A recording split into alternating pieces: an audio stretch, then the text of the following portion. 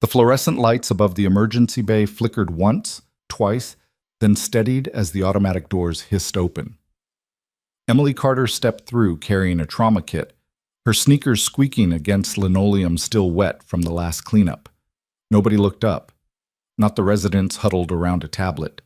Not Dr. Marcus Ventura, who breezed past her shoulder without a glance, his expensive cologne trailing behind him like a signature. Not even the triage nurse, who was too busy fielding angry phone calls to acknowledge her arrival. Emily set the kit down on the counter. Her scrubs were the same standard-issue blue everyone wore, her hair pulled back in a simple ponytail. No makeup, no jewelry except a watch with a cracked face she'd never bothered replacing. 32 years old and invisible. That was the deal she'd made with herself when she took this job. Keep your head down, do the work. Don't explain. But across the hall, near Bay 4, someone was bleeding out. And the only person who noticed was the one nobody was listening to. Before we go any further, I want you to stick with me until the very end of this story. Drop a comment and tell me what city you're watching from. I want to see how far this story travels. Hit that like button, because what happens next will turn everything you think you know upside down. Emily Carter had been a nurse at Redwood General Hospital in Millbrook Heights for 8 months, and in that time she had learned exactly where she stood, which was to say, nowhere that mattered. She took vitals, she prepped IVs, she cleaned wounds and restocked supply carts, and did the endless documentation that nobody else wanted to touch. She showed up on time, stayed late when needed, never complained. And still, when she spoke in a room full of doctors, the air seemed to swallow her voice whole. It wasn't overt. No one called her incompetent. No one wrote her up. It was quieter than that. It was Dr. Ventura cutting her off mid-sentence during a handoff. It was the chief of surgery walking past her suggestion in a trauma briefing like she'd said nothing at all. It was the way her name never came up when they handed out the complex cases, the high-profile patients, the teaching opportunities. She was utility, background, a pair of hands. Most of the staff had no idea she'd served in the military. She'd never put it on her resume. Hadn't worn the uniform in 4 years. The few who knew, HR, maybe the director of nursing, didn't care. A medic credential didn't impress anyone here. This was Redwood General, a top-tier trauma center in a city that prided itself on excellence. They had surgeons who'd trained at Johns Hopkins, anesthesiologists who published in JAMA. What did it matter that she'd once pulled shrapnel out of a soldier's leg in a field hospital under mortar fire? It didn't, so she kept it to herself. The night everything changed started like any other. Emily clocked in at 6 p.m., right as the day shift was wrapping up their charting and the chaos of the evening wave was beginning to crest. Redwood General's ER was a machine, loud and relentless, and she'd learned to move through it with a kind of detached efficiency. Triage in Bay 1. Psych eval in the hallway. Cardiac alert in 3. She floated between them, taking orders, passing instruments. Never quite part of the team, but always somehow necessary. Around 9:30, the charge nurse flagged her down. "Carter, we need you in Trauma 2. Multi-vehicle pileup coming in. Dr. Ventura's lead." Emily grabbed a fresh pair of gloves and headed over. Trauma 2 was one of the larger bays, equipped for the worst-case scenarios. When she arrived, Ventura was already there, flanked by 2 residents and a physician assistant named Greg, who had a habit of repeating everything Ventura said like he was taking notes for a book. The attending was in his late 40s, lean and sharp-featured, the kind of man who wore his credentials like armor. He didn't acknowledge Emily when she stepped in, just kept talking. "Initial report says we've got a 31-year-old male, ejected from the vehicle, GCS of 9 at the scene. Paramedics intubated in the field. Probable internal bleeding, possible spinal involvement. We're going to need to move fast on this one." One of the residents, a young woman with glasses that kept sliding down her nose, glanced at Emily. "Can you set up the central line kit?" Emily nodded and moved to the supply cabinet. She'd done this 100 times. It took her less than 2 minutes to lay everything out in order. Catheter, guide wire, dilator, sutures, sterile drapes. She worked quickly, methodically, her hand steady. But when she turned back toward the table, Ventura was frowning at the arrangement. "Who set this up?" "I did," Emily said. He picked up the catheter, turning it over like he was inspecting for damage. "This isn't the brand I asked for." "It's the one in stock," she said evenly. "Same specifications." Ventura's jaw tightened. "I didn't ask for your opinion. I asked for the right equipment." Greg jumped in immediately. as if on cue. "She's right, though, Dr. Ventura. It's the same gauge. We've used this brand before." Ventura shot him a look that could have stripped paint. Then he turned back to Emily, and his voice dropped into that tone she'd come to recognize, calm, controlled, and laced with something that felt like contempt. "Next time, check with me first. I don't need improvisation. I need precision." Emily said nothing. She stepped back, hands at her sides, and watched as he took over the setup himself, rearranging things in almost the exact same configuration she'd already laid out. The residents exchanged uncomfortable glances. Nobody said anything. The patient arrived 6 minutes later, and the room exploded into motion. Paramedics wheeling in the gurney, rattling off vitals, the monitor beeping erratically as they transferred him onto the table. Ventura barked orders, his hands already moving, and Emily fell into the rhythm she knew by heart, passing instruments, adjusting the IV, suctioning blood from the airway when it started pooling. She didn't think, she just moved. "Pressure's dropping," one of the residents called out. 80/50. "Get me 2 units of O-neg," Ventura snapped. "And somebody page anesthesia. Where the hell is anesthesia?" Emily was already reaching for the phone on the wall, but Ventura cut her off. "Not you. Greg, make the call." She froze for half a second, then stepped back again. Greg fumbled with the phone, his hands shaking slightly as he dialed. The delay was only a few seconds, but Emily saw the patient's stats dip further. 78/46. The monitor's alarm started wailing. Ventura swore under his breath. "We need to get him upstairs now. Prep for OR." Emily moved toward the gurney to unlock the wheels, but Ventura held up a hand. "I've got it. You stay here and clean up." She stopped. The residents were already mobilizing, following Ventura as he wheeled the patient toward the elevator. Greg glanced back at her, something apologetic in his expression, but he didn't say anything. In 30 seconds, the room was empty except for Emily and the mess they'd left behind. Bloody gauze on the floor, discarded gloves, instruments scattered across the tray. She stood there for a moment, staring at the door they'd just rushed through. Then she exhaled slowly, pulled off her gloves, and started cleaning. It was after midnight when the call came over the hospital-wide intercom. "Code Silver. Repeat, Code Silver. All personnel. Lockdown protocol in effect immediately." Emily was in the supply room restocking when she heard it. Code Silver meant an active threat. Someone armed, someone dangerous. It didn't happen often, but when it did, the drill was clear. Lock the doors, turn off the lights, stay quiet, wait for security or police to give the all clear. She moved quickly, stepping out into the hallway and pulling the supply room door shut behind her. The overhead lights were already dimming as the automated system kicked in, and she could hear the distant sound of doors slamming, voices shouting. The ER was still full, patients in the bays, staff scattered across the floor. Panic was starting to ripple through the space like a current. A nurse Emily vaguely recognized rushed past her, eyes wide. "Did you hear? Someone's in the building. They've got guns!" Emily didn't respond. She was already scanning the layout in her mind. Exit points, cover, choke points. Old instincts, the kind she'd buried for years, rising to the surface without permission. She could hear footsteps now, heavy and deliberate, coming from the main corridor that connected the ER to the rest of the hospital. Too many of them. Too coordinated. The lights in the ER went out completely. Emergency backup lighting kicked in a moment later, casting everything in a dim red glow. Someone screamed. Emily moved toward the sound, her body low, her breathing controlled. She reached Bay 3 just as a crash echoed from the waiting room, glass shattering, something metal hitting the floor. Then she heard the voice. Male. Calm. Too calm. "Nobody moves. Nobody makes a sound. We're looking for someone. You give us what we want, we leave. Simple." Emily crouched behind a supply cart, peering around the edge. She could see them now, 4 men, maybe 5, dressed in street clothes but moving with a kind of practiced coordination that set off every alarm in her head. 2 of them were holding handguns. 1 had a shotgun. They weren't random. They weren't amateurs. One of the men stepped forward, pulling a phone from his pocket and holding up a photo. "Room 217, ICU. There's a patient up there. We need access." A security guard near the entrance tried to step in, his hand moving toward his radio. One of the intruders turned and fired a single shot into the ceiling. The sound was deafening in the enclosed space, and the room erupted into chaos. People screaming, scrambling for cover. The guard dropped his radio and put his hands up. Emily didn't move. She watched, counted, assessed. The man with the phone was giving orders, which made him the leader.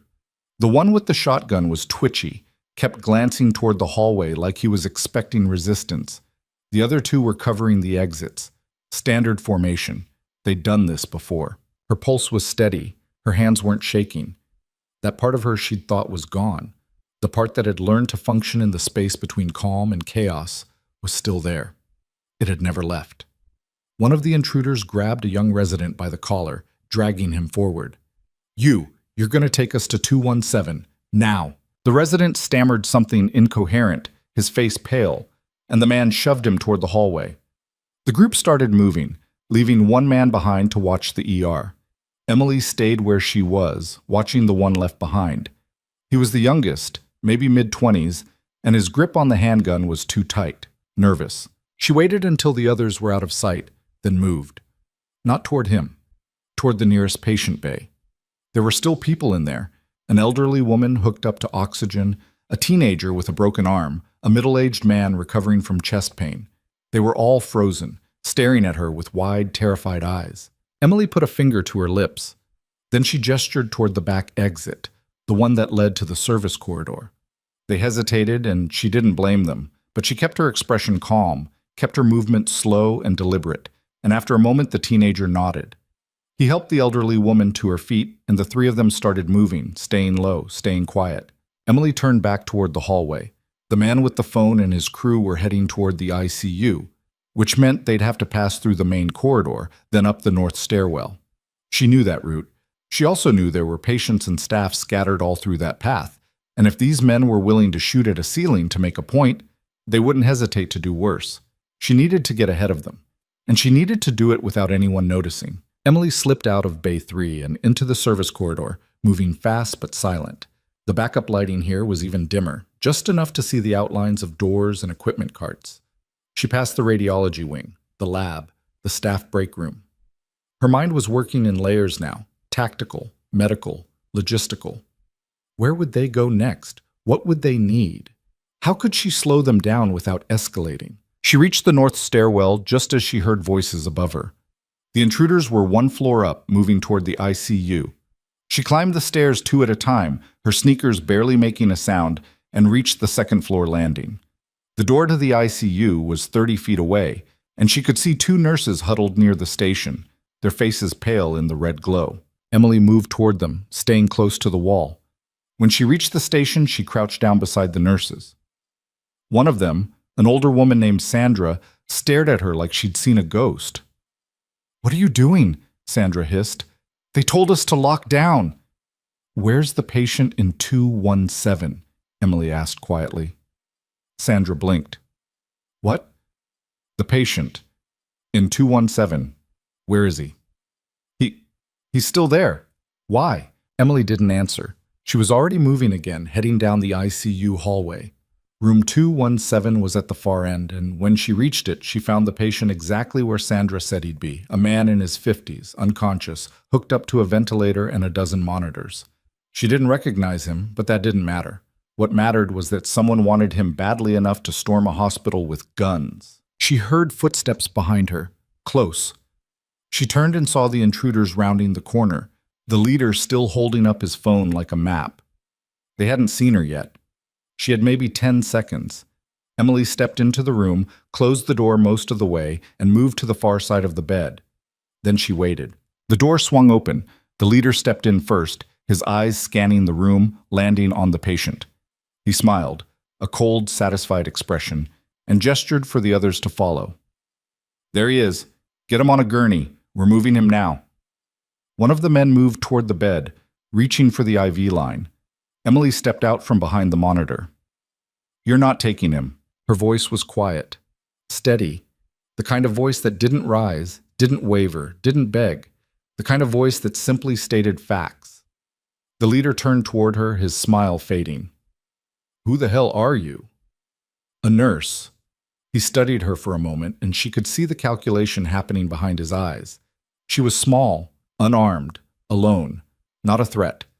He waved one of his men forward. "Get her out of here." The man stepped toward her, reaching for her arm. Emily moved, not fast, not showy, just efficient. She sidestepped, redirected his momentum, and used his own weight to send him stumbling into the wall. He caught himself, cursed, and swung at her. She ducked under the punch, stepped inside his guard, and drove her palm into his solar plexus. The air left his lungs in a sharp gasp, and he dropped to one knee. The room went still. The leader's expression shifted from annoyance to something sharper, dangerous. What the hell was that? Emily didn't answer. She was already repositioning, putting herself between the intruders and the patient. The leader raised his gun, pointing it directly at her chest. "Move, or I drop you right here." She met his eyes, didn't blink. No. For a long moment, nobody moved. The only sound was the steady beep of the heart monitor and the faint hum of the ventilator. Then, from somewhere in the hallway, a voice shouted, "Police! Drop your weapons!" The leader's head snapped toward the door. His jaw tightened.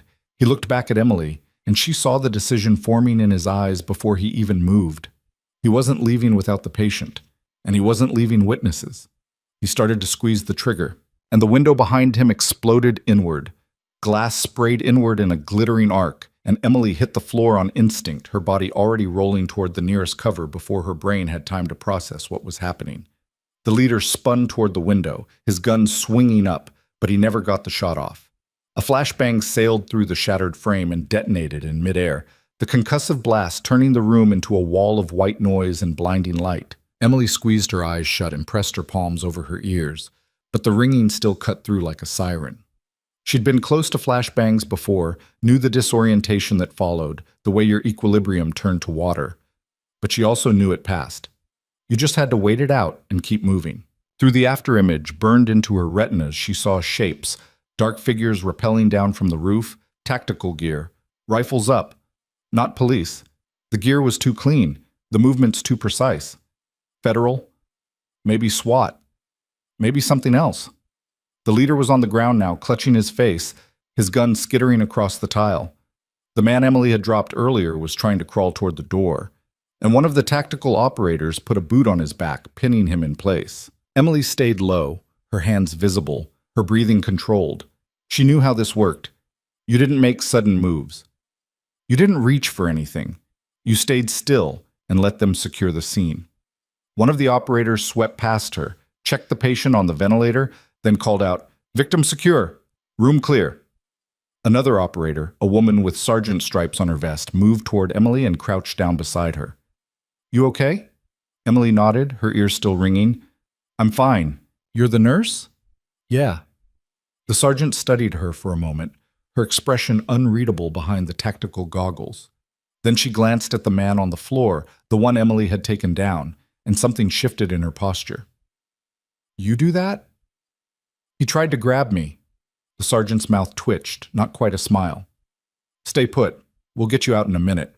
Then she was gone, barking orders into her radio, and Emily was left kneeling on the floor surrounded by chaos. The intruders were being zip-tied and dragged out one by one, and more tactical personnel were flooding into the ICU, sweeping rooms, checking corners. The whole operation had taken less than 3 minutes from breach to containment, and Emily realized with a cold clarity that this wasn't a response team scrambling to a crisis. This was a planned extraction. They'd known the intruders were coming. They'd been waiting, which meant the patient in room 217 wasn't just some random target. He was bait. A medic appeared at her side, checking her over with quick, efficient movements. "Any injuries? Bleeding? Pain?"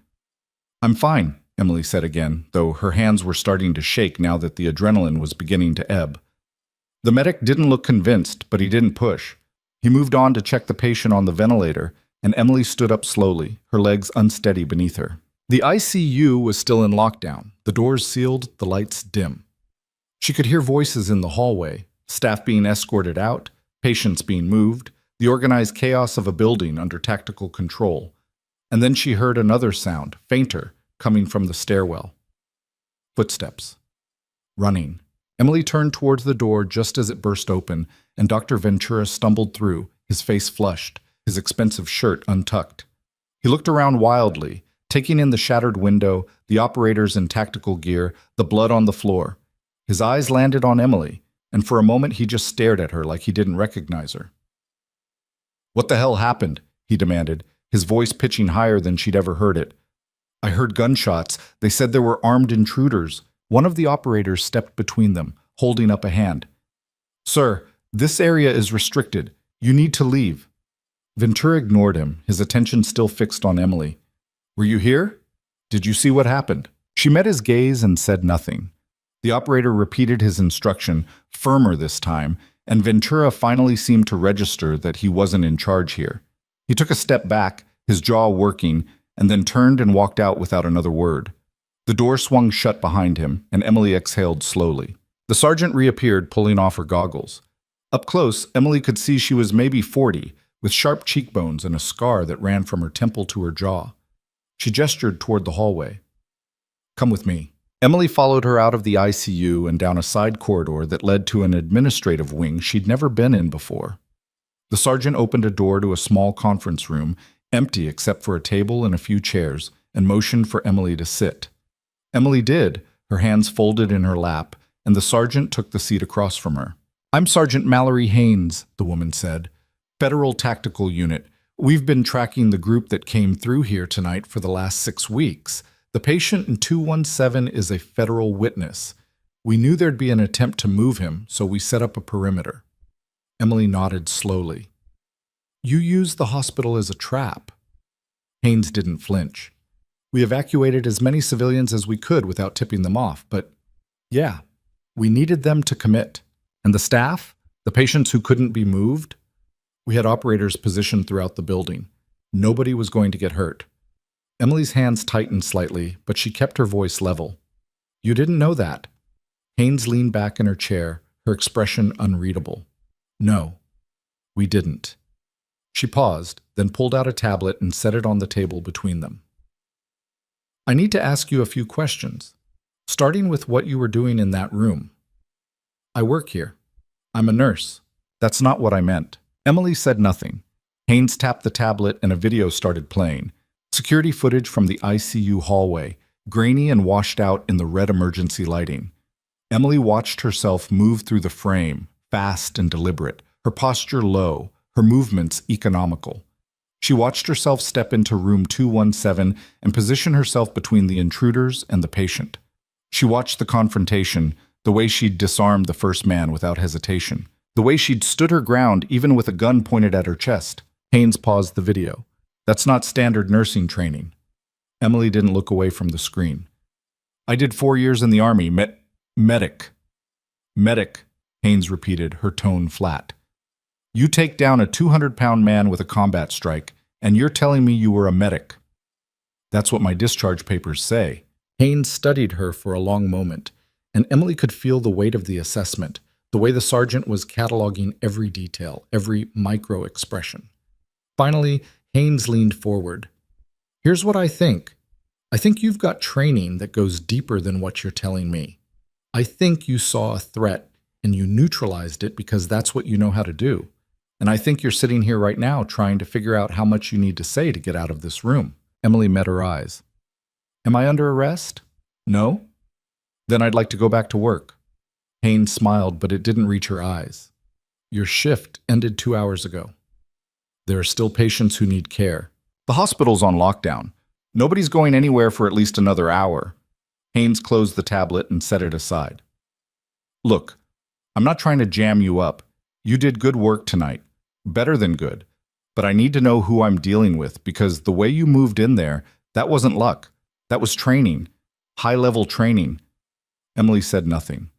The silence stretched out between them, taut and uncomfortable, and finally Haynes sighed. Fine, have it your way. She stood up and moved toward the door, then paused with her hand on the handle.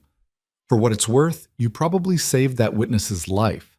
The operators were 30 seconds out when you stepped in. That's a long time when someone's got a gun on you. She opened the door. You're free to go, but if you change your mind about talking, here's my card. She set a small white business card on the table and left. Emily sat there for another minute, staring at the card, then picked it up and slipped it into her pocket. She stood, stretched the tension out of her shoulders, and walked out into the hallway. The hospital was still locked down, but the worst of the chaos had passed. Staff were being debriefed in small groups, and patients were being moved back to their rooms under the supervision of armed personnel. Emily made her way back to the ER, navigating the maze of corridors on autopilot, and when she finally pushed through the double doors, she found the place nearly empty. Most of the patients had been evacuated or relocated, and the few who remained were stable and sedated. Sandra was at the nurse's station, filling out paperwork with shaking hands. She looked up when Emily approached, her eyes red-rimmed. "Jesus, Carter, I thought you were dead." "I'm fine." "You're not fine.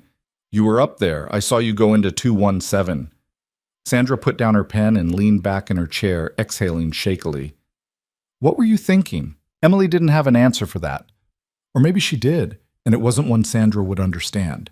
She'd been thinking about the patient, about the job, about doing what needed to be done because no one else was going to do it. But saying that out loud felt too much like an accusation, so she just shrugged. "I didn't think. I just moved." Sandra stared at her, and for a moment Emily thought she was going to press further. But then Sandra just shook her head and turned back to her paperwork. "You're either the bravest person I've ever met or the dumbest. I can't decide which." Emily pulled up a chair and started helping with the charting. They worked in silence for a while, the scratch of pens and the hum of the monitors filling the space between them. It was almost peaceful in a strange way, like the eye of a storm. Then the ER doors opened and Dr. Ventura walked in. He looked different than he had upstairs, calmer, more composed. His shirt tucked back in and his hair smoothed down. But there was something in his eyes, something tight and uncomfortable, that hadn't been there before. He scanned the room, spotted Emily, and walked over. "Carter, a word." Sandra glanced between them, then stood up and made herself scarce. Emily set down her pen and turned to face Ventura, waiting. He didn't sit, just stood there with his arms crossed, his jaw working like he was chewing on something bitter. "I heard what happened," he said finally. "Upstairs. In the ICU." Emily said nothing. "They're saying you intervene, that you put yourself between armed intruders and a patient. I did my job." Ventura's expression tightened. "Your job is to follow protocols, not to play hero." "The protocol was lockdown. I locked down. In a patient's room with armed men." He leaned in slightly, his voice dropping. "Do you have any idea how reckless that was? How easily you could have gotten yourself killed?" Emily held his gaze. "I'm still here." "That's not the point." "Then what is?" Ventura straightened, his arms dropping to his sides. For a moment he looked like he was going to say something else, something sharp and cutting, but then he seemed to think better of it. He took a breath, and when he spoke again, his tone was different. Not softer exactly, but less certain. I don't understand why you did it." Emily considered that. It was a fair question, in a way. Why had she done it? She could have stayed in the ER, stayed hidden, waited for the tactical team to handle it. That would have been the safe choice, the smart choice. But she'd seen the way those men moved, the cold efficiency in their eyes, and she'd known with absolute clarity that if she didn't act, someone was going to die. "Because no one else was going to," she said simply. Ventura stared at her, and she saw something flicker across his face. Confusion, maybe, or disbelief. Like he couldn't reconcile the quiet, unassuming nurse he'd dismissed all night with the person who'd done what she'd done. Finally, he nodded once, stiffly, and turned to leave. "Wait," Emily said. He stopped, glancing back over his shoulder. "The patient in 217, is he okay?" Ventura's expression shifted, and for the first time that night, she saw something that looked almost like respect. "Yeah, he's stable. They're moving him to a secure facility in the morning." "Good." Ventura left without another word, and Emily turned back to her charting. But her hands were shaking again, and the words on the page kept blurring together. She set down the pen and pressed her palms flat against the desk, willing herself to steady. It was over. The threat was contained. Everyone was safe. She should have felt relieved. Instead, she felt exposed. The rest of the night passed in a haze. Emily finished her charting, checked on the remaining patients, and tried to lose herself in the familiar rhythm of work. But she couldn't shake the feeling that something had shifted, some invisible line had been crossed that she couldn't uncross. People were looking at her differently now.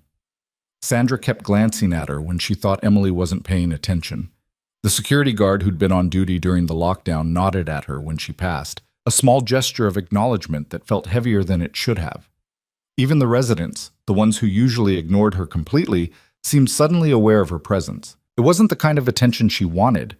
It was the kind that asked questions she didn't want to answer. By the time her shift officially ended, the sun was starting to rise, pale light filtering through the ER windows and turning everything the color of old paper.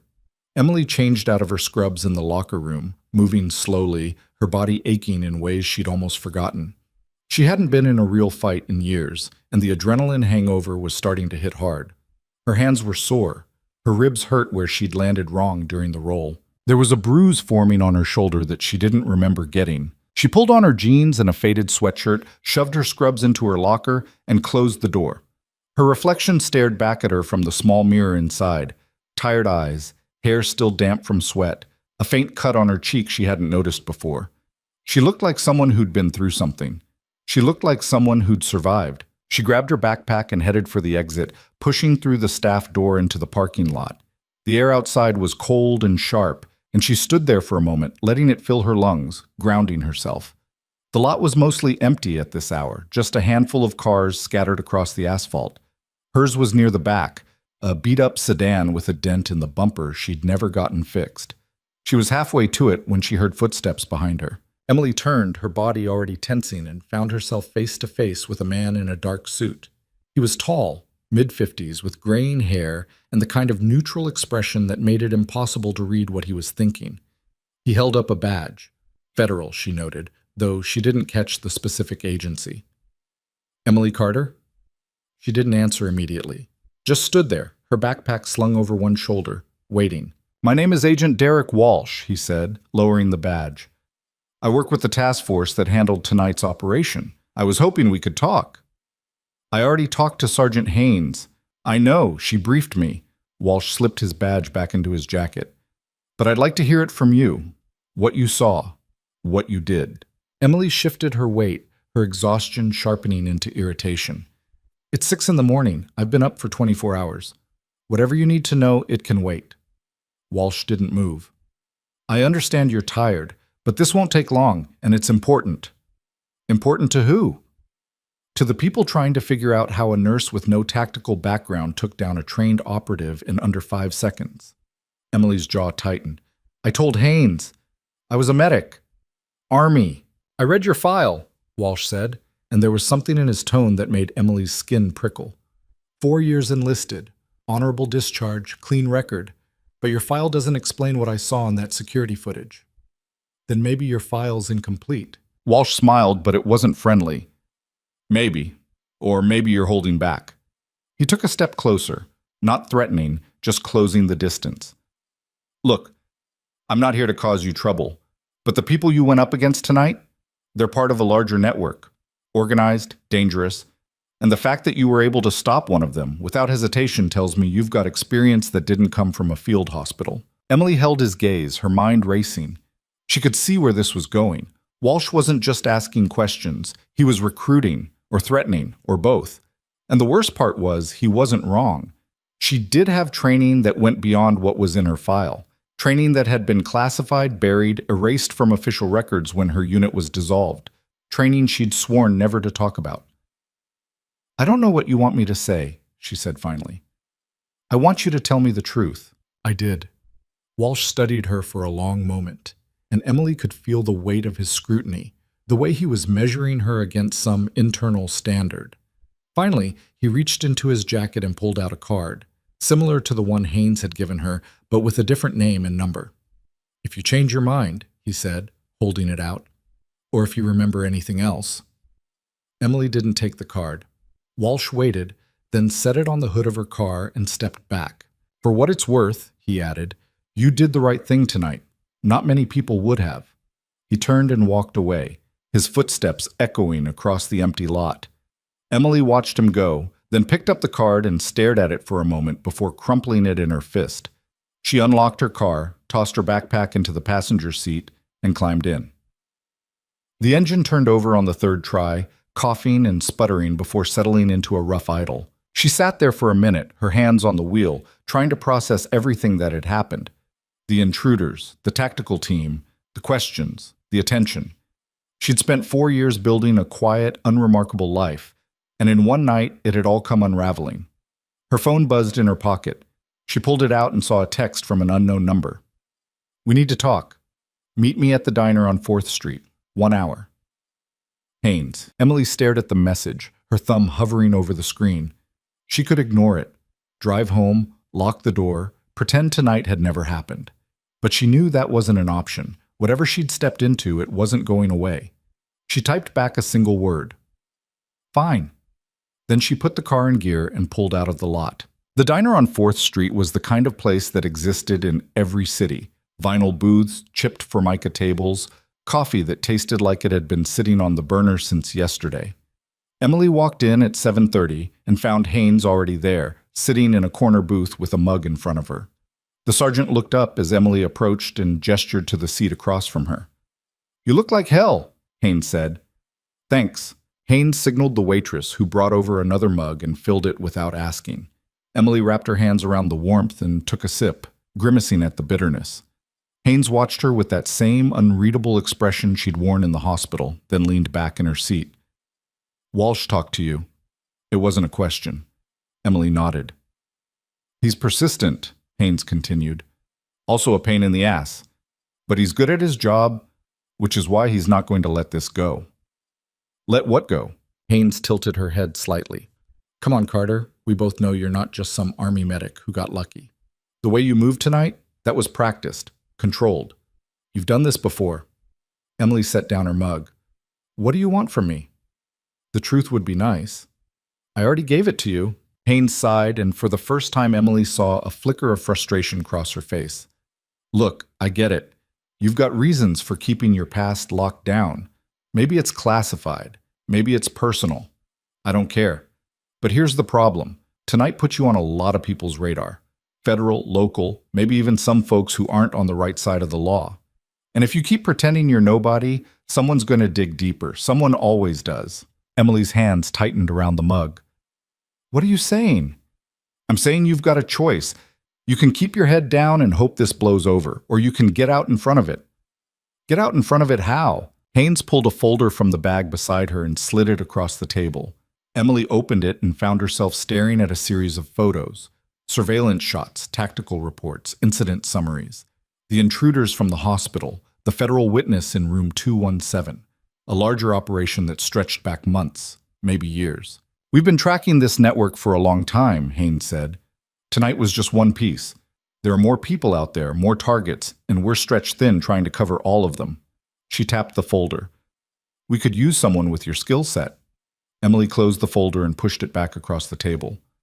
"I'm not interested." "You haven't heard what I'm offering." "I don't need to. I have a job, a life. I'm not going back to that world." Haynes leaned forward, her voice dropping. "That world came to you tonight. Whether you like it or not, you're already back in it." The words hit harder than Emily wanted to admit. She looked away, staring out the window at the street beyond, the early morning traffic starting to build. Haynes was right. She'd crossed a line, and there was no uncrossing it. The question was what she did next. "I need time," Emily said finally. "Time's not something we have a lot of." "Then I guess you'll have to make do." Haynes studied her for a long moment, then nodded slowly. "Okay, take your time. But when you're ready, you know how to reach me." She stood up, dropped a few bills on the table for the coffee, and walked out without looking back. Emily sat there alone, staring at the folder Haynes had left behind. She didn't open it again, didn't need to. She could still see the faces from the photos, the cold determination in their eyes, the way they'd moved through the hospital like they owned the place. And she could still feel the weight of the gun that had been pointed at her chest, the split-second decision that had kept her alive. She told herself she was done with that life, that she'd left it behind when she walked away from the uniform, the missions, the constant edge of survival pressure that had defined her for so long. But tonight had proven what she'd always suspected deep down. You never really leave, you just wait for it to find you again. Emily drained the last of her coffee, left a tip on the table, and walked out into the morning light. The city was waking up around her, and somewhere in the distance she could hear sirens, always sirens, an endless soundtrack of emergencies and chaos. She got back in her car, drove home to her small apartment on the east side, and collapsed onto the couch without bothering to change. She was asleep in seconds, But her dreams were full of shattered glass and red emergency lights, and a voice asking the same question over and over. Who are you? When she woke up, it was late afternoon and her phone was buzzing. She picked it up, groggy and disoriented, and saw a string of missed calls. Most were from unknown numbers, but one was from the hospital. She listened to the voicemail, her stomach sinking with every word. It was the director of nursing, asking her to come in for a meeting. Tomorrow morning, 9 a.m. No explanation, just the time and the room number. Emily sat up slowly, her head pounding. She knew what this was. The hospital wanted answers, wanted to know why one of their nurses had been involved in a federal operation, wanted to know if she was a liability. She thought about ignoring the call, thought about walking away, finding another job, another city, another life where no one knew her name or what she'd done. But even as the thought crossed her mind, she knew she wouldn't, because running had never solved anything. It just delayed the inevitable. She showered, changed, and spent the rest of the evening preparing for whatever was coming. And when she finally went to bed, she lay awake staring at the ceiling, listening to the sounds of the city outside her window, wondering if she'd made the right choice all those years ago when she'd walked away from the only thing she'd ever been truly good at. The next morning, she arrived at Redwood General 20 minutes early. The director's office was on the third floor, tucked into a quiet corner away from the chaos of the main hospital. Emily knocked once and heard a voice call out for her to enter. Inside, she found not just the director of nursing, but also the hospital's chief of staff, a lawyer she didn't recognize, and Dr. Marcus Ventura. The director gestured to an empty chair. Miss Carter, thank you for coming. Please sit down. Emily sat, her hands folded in her lap, and waited. The director exchanged a glance with the lawyer, who opened a file and began reading from it in a flat, emotionless tone. On the night of the incident, you were observed entering a restricted area during an active lockdown, engaging with armed intruders, and placing yourself and others at significant risk. While we understand your intentions may have been to protect a patient, your actions violated multiple hospital protocols and created potential liability issues for this institution. Emily listened without reacting. She'd expected this. The lawyer continued for another minute, listing off policy violations and procedural failures, and then finally looked up from the file. Given the circumstances, we're recommending a suspension pending a full investigation into your conduct. Ventura shifted in his seat, and Emily saw his jaw tighten. The director held up a hand before he could speak. However, she said carefully, there are complicating factors. We've been in contact with federal authorities who have indicated that your actions may have prevented a more serious outcome.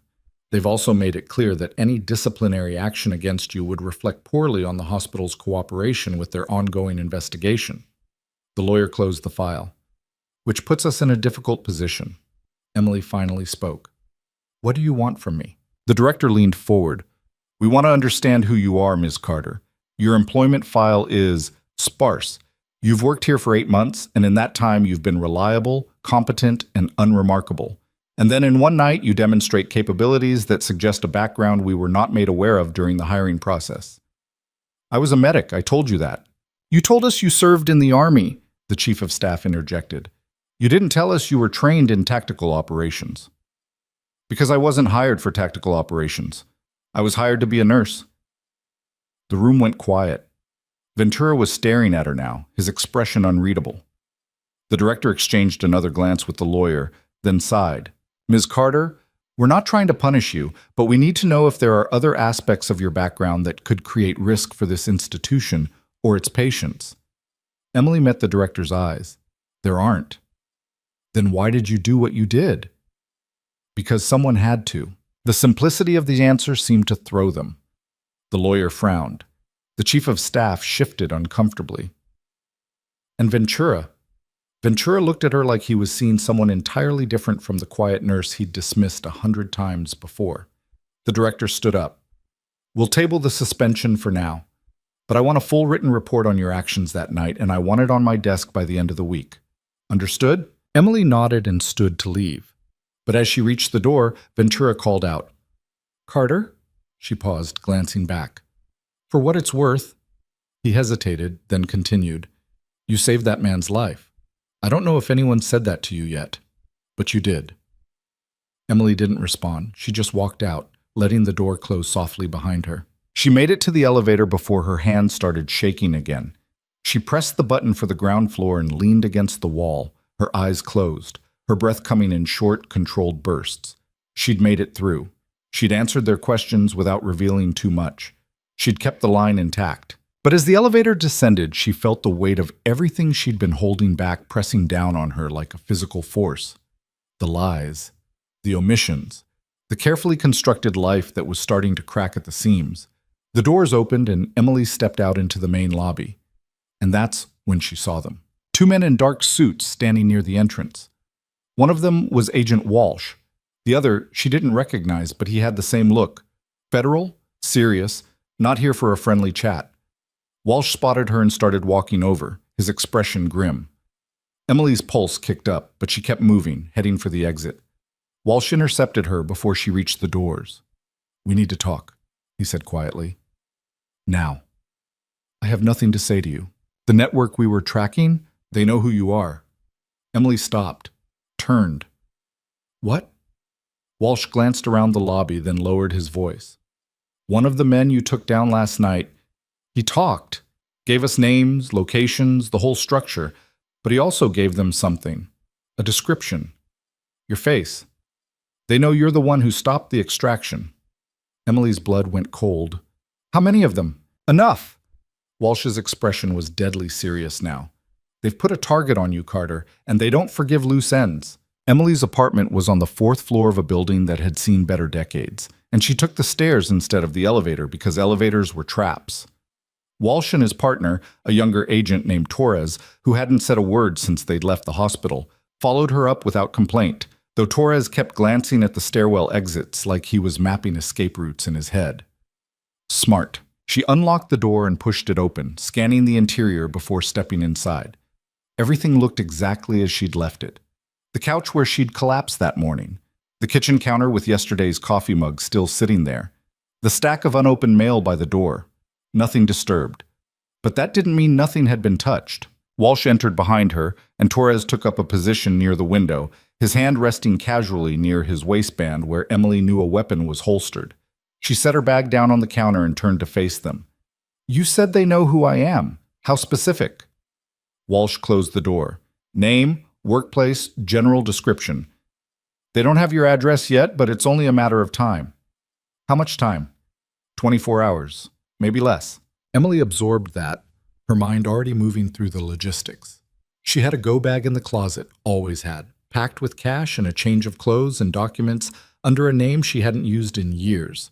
She could be gone in 10 minutes, disappear into another city, another life, another carefully constructed illusion of normalcy.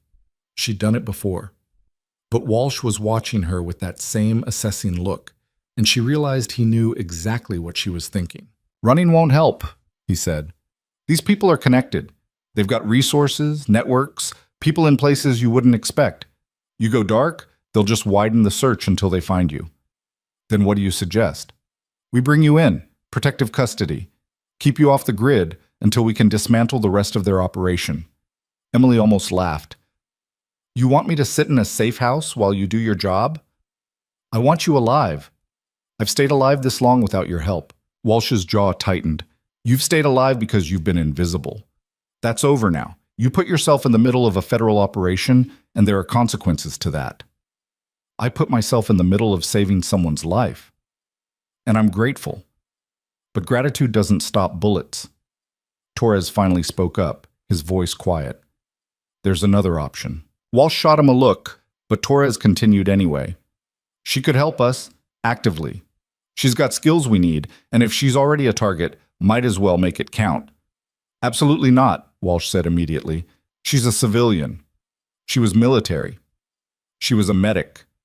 "She dropped a trained operative in 5 seconds, Torres said, his tone mild but his point sharp. "That's not medic training." The room went silent. Emily could feel both men watching her now, waiting to see how she'd respond. She walked over to the window and looked out at the street below. Morning traffic, people going to work, a woman pushing a stroller. Normalcy. The kind she'd tried so hard to build and maintain. "What's the operation?" she asked without turning around. Walsh hesitated. "That's classified." Then I'm not interested. Carter, you show up at my workplace, tell me I'm a target, and then ask me to trust you without giving me anything to work with. That's not how this works. She turned to face him. You want my help? Tell me what I'm walking into. Walsh and Torres exchanged a glance. Then Walsh pulled out his phone, tapped the screen a few times, and held it out to her. Emily took it and found herself looking at a photo of a man in his 60s, gray hair, expensive suit, the kind of face that belonged in boardrooms and country clubs. Victor Kane, Walsh said, real estate developer, philanthropist. And according to our investigation, the head of a trafficking network that moves everything from weapons to people across 3 states. Emily studied the photo. Kane looked ordinary, respectable, the kind of man who'd shake your hand at a charity gala and donate a wing to a hospital. How does this connect to the hospital? The witness in room 217 was one of Kane's accountants. He got cold feet, decided to cooperate with the feds, and we've been protecting him for the last 2 months. Kane's people have tried to get to him twice before last night. This was their most aggressive attempt. And now they know I'm the one who stopped it. Exactly. Walsh pocketed his phone. Kane doesn't tolerate interference. He's already put the word out. 50,000 for information leading to your location. 100,000 for confirmation of your death. Emily's hands went cold. She'd known people like Kane, had dealt with them overseas in places where money and power were the only laws that mattered. They didn't forgive. They didn't forget. They just eliminated problems. So what's your plan? She asked. We've been trying to get close to Kane for years, Walsh said, but he's insulated. Layers of security, legal protection, people who'd die before they'd talk. The accountant gave us financial records, but that's not enough for an indictment. We need something more direct. And you think I can get it? I think you can get inside his circle in a way we can't. Walsh pulled up another photo, this time of a large estate, sprawling grounds, high walls. Kane's hosting a charity event in 3 days, private auction, invitation only, very exclusive. He uses these events to conduct business under the guise of philanthropy. Torres jumped in. We've been trying to get an agent inside for months, but his security vets everyone. Background checks, references, the whole 9 yards. But there's a loophole, medical staff. Emily saw where this was going. He needs a nurse. Not just any nurse. One who can handle high-profile clients without asking questions. Someone discreet, professional, and above all, trustworthy. Walsh's expression was careful, neutral. Someone like you. How would you even get me on the list? We have a contact inside his organization. Someone who handles staffing for these events. They can create a file, get you cleared, put you on site. After that, it's up to you to gather evidence, recordings, documents, anything that connects Kane directly to criminal activity. Emily walked back to the counter and picked up her coffee mug, staring at the cold remnants inside. And if I say no, then we put you in protective custody and hope we can close this case before Kane's people find you. Walsh paused. But I don't think that's what you want. He was right. Sitting in a safe house, waiting, relying on someone else to keep her alive, that wasn't who she was. Never had been. She'd spent her entire adult life learning to take control of situations that spiraled out of control, to act when others froze, to survive when the odds said she shouldn't. But this was different. This wasn't a firefight in a desert or a tactical extraction. This was espionage, deception, walking into the lion's den and pretending to belong there. One mistake and she'd end up as another unsolved disappearance, a body in a shallow grave somewhere outside the city. I need to think about it, she said. Walsh nodded slowly. You've got until tonight. After that, we move you to a secure location whether you agree or not. He left his card on the counter, another one, though this had a different number, and gestured for Torres to follow him out. At the door, he paused and looked back at her. For what it's worth, I wouldn't ask if I didn't think you could do this, but I also wouldn't ask if there was any other option. Then they were gone, and Emily was alone in her apartment with a decision she didn't want to make. She spent the rest of the morning pacing, made another pot of coffee she didn't drink, pulled out her go bag and stared at the contents: passport, cash, burner phone, a .38 revolver she'd kept from her military days and never registered. Everything she needed to disappear. She could be on a bus by noon, out of state by nightfall, gone before Kane's people ever got close. But the thought made her stomach turn. Not fear exactly, something worse. The feeling that she'd spent 4 years running from the person she used to be, and now that person was standing in front of her asking if she was done hiding. Her phone buzzed, a text from an unknown number. Still deciding? Haynes. Emily stared at the message. She'd given Haynes her number at the diner, but she hadn't expected the sergeant to use it. She typed back slowly. How did you know? Walsh told me. Also, I've been doing this long enough to know what indecision looks like. Emily sat down on the couch, her phone in her hands. What would you do? The response came quickly. I'd ask myself what I'd regret more, playing it safe or playing it right. Emily set the phone down and leaned back, closing her eyes. She thought about the patient in room 217, the way he'd looked hooked up to all those machines, helpless and vulnerable. She thought about the intruders, the cold efficiency in their movements, the way they'd been willing to kill anyone who got in their way. She thought about Kane, sitting in his mansion, insulated by money and power, ordering hits like he was ordering dinner. And she thought about the people who'd dismissed her, talked over her, treated her like she was invisible. Ventura. The residents. The entire hospital staff who'd never bothered to see her as anything more than a pair of hands. They'd underestimated her because she was quiet, because she didn't make noise, because she'd spent so long trying to blend in that she'd almost convinced herself she was nobody. But she wasn't nobody. And maybe it was time to stop pretending. She picked up her phone and called the number on Walsh's card. He answered on the second ring. I'm in, she said. But I have conditions. Name them. I don't go in unarmed. I don't go in without a way out. And if this goes sideways, you pull me immediately. No waiting, no hesitation. Walsh was quiet for a moment. Agreed. Can you be at the federal building in 2 hours? I'll be there. She hung up and stood, her decision made. There was no going back now. No more running, no more hiding. She was walking straight into the fire, and she was going to make damn sure she didn't burn. The federal building was downtown, a gray concrete monolith that looked like it had been designed to intimidate. Emily went through security, surrendered her phone, and was escorted to a conference room on the 8th floor. Walsh was there, along with Torres, Haynes, and 2 other people she didn't recognize. A woman in her 40s with short dark hair, and a man who looked barely old enough to drink. Walsh made introductions. This is Agent Lisa Park, our intelligence analyst.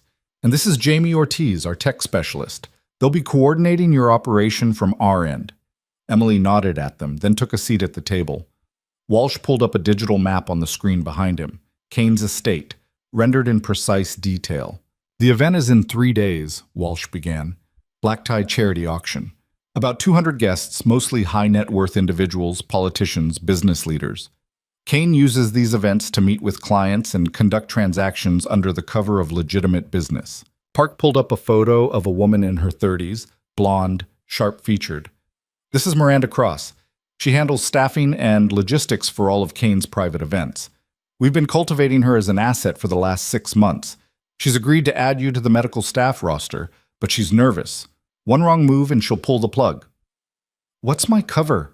Emily asked. Ortiz tapped his keyboard, and a new file appeared on the screen, a fake resume, references, employment history. You're Sarah Blake, private nurse with experience in high-profile clientele.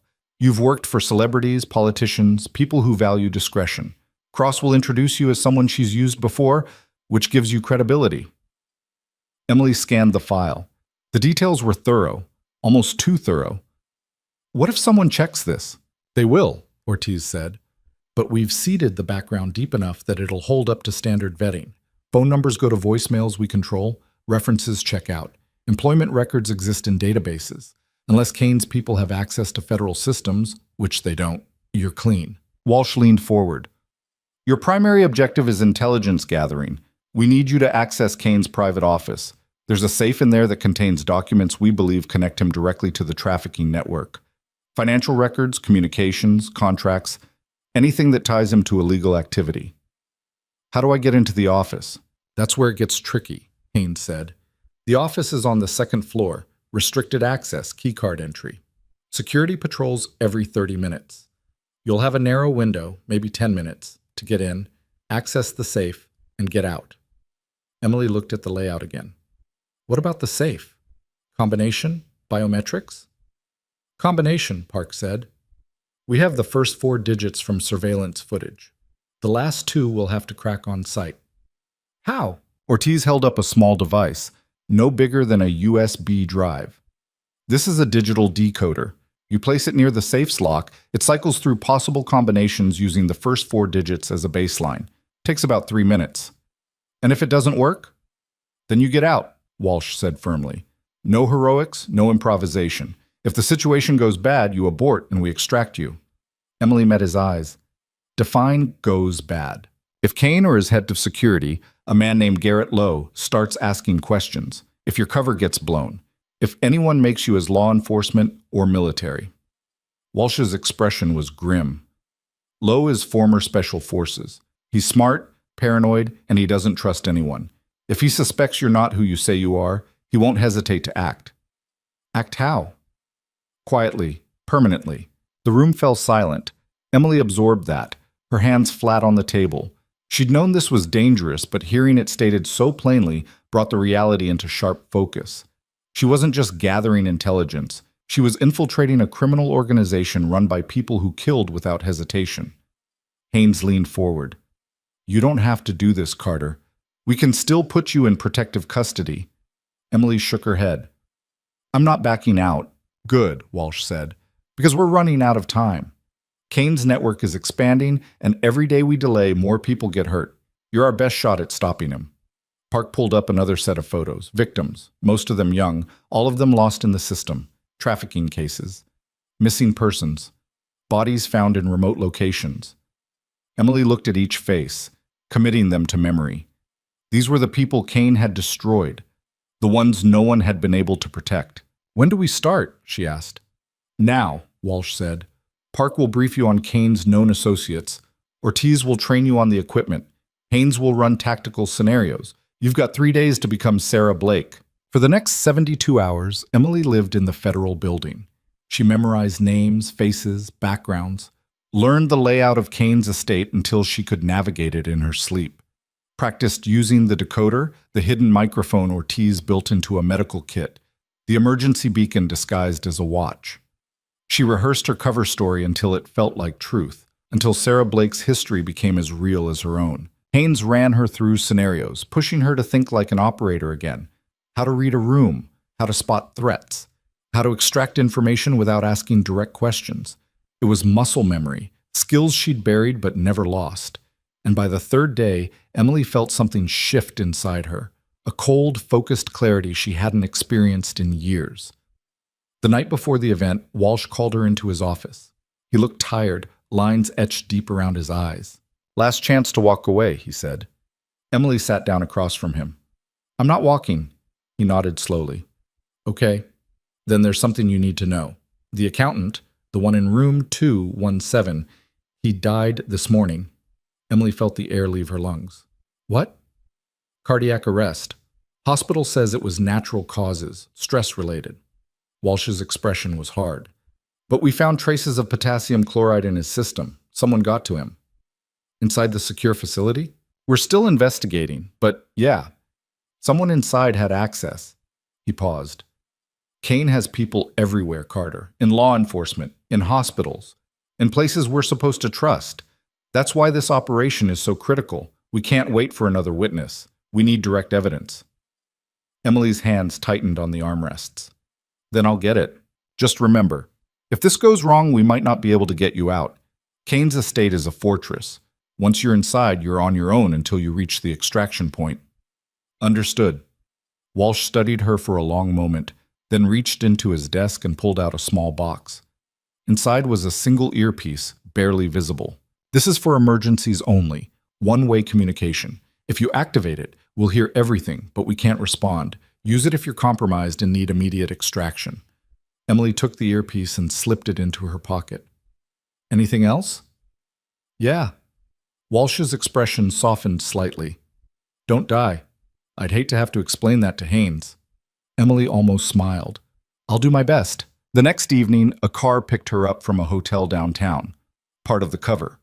Sarah Blake arriving from out of state. The driver didn't speak, just handed her an envelope with her credentials and a key card.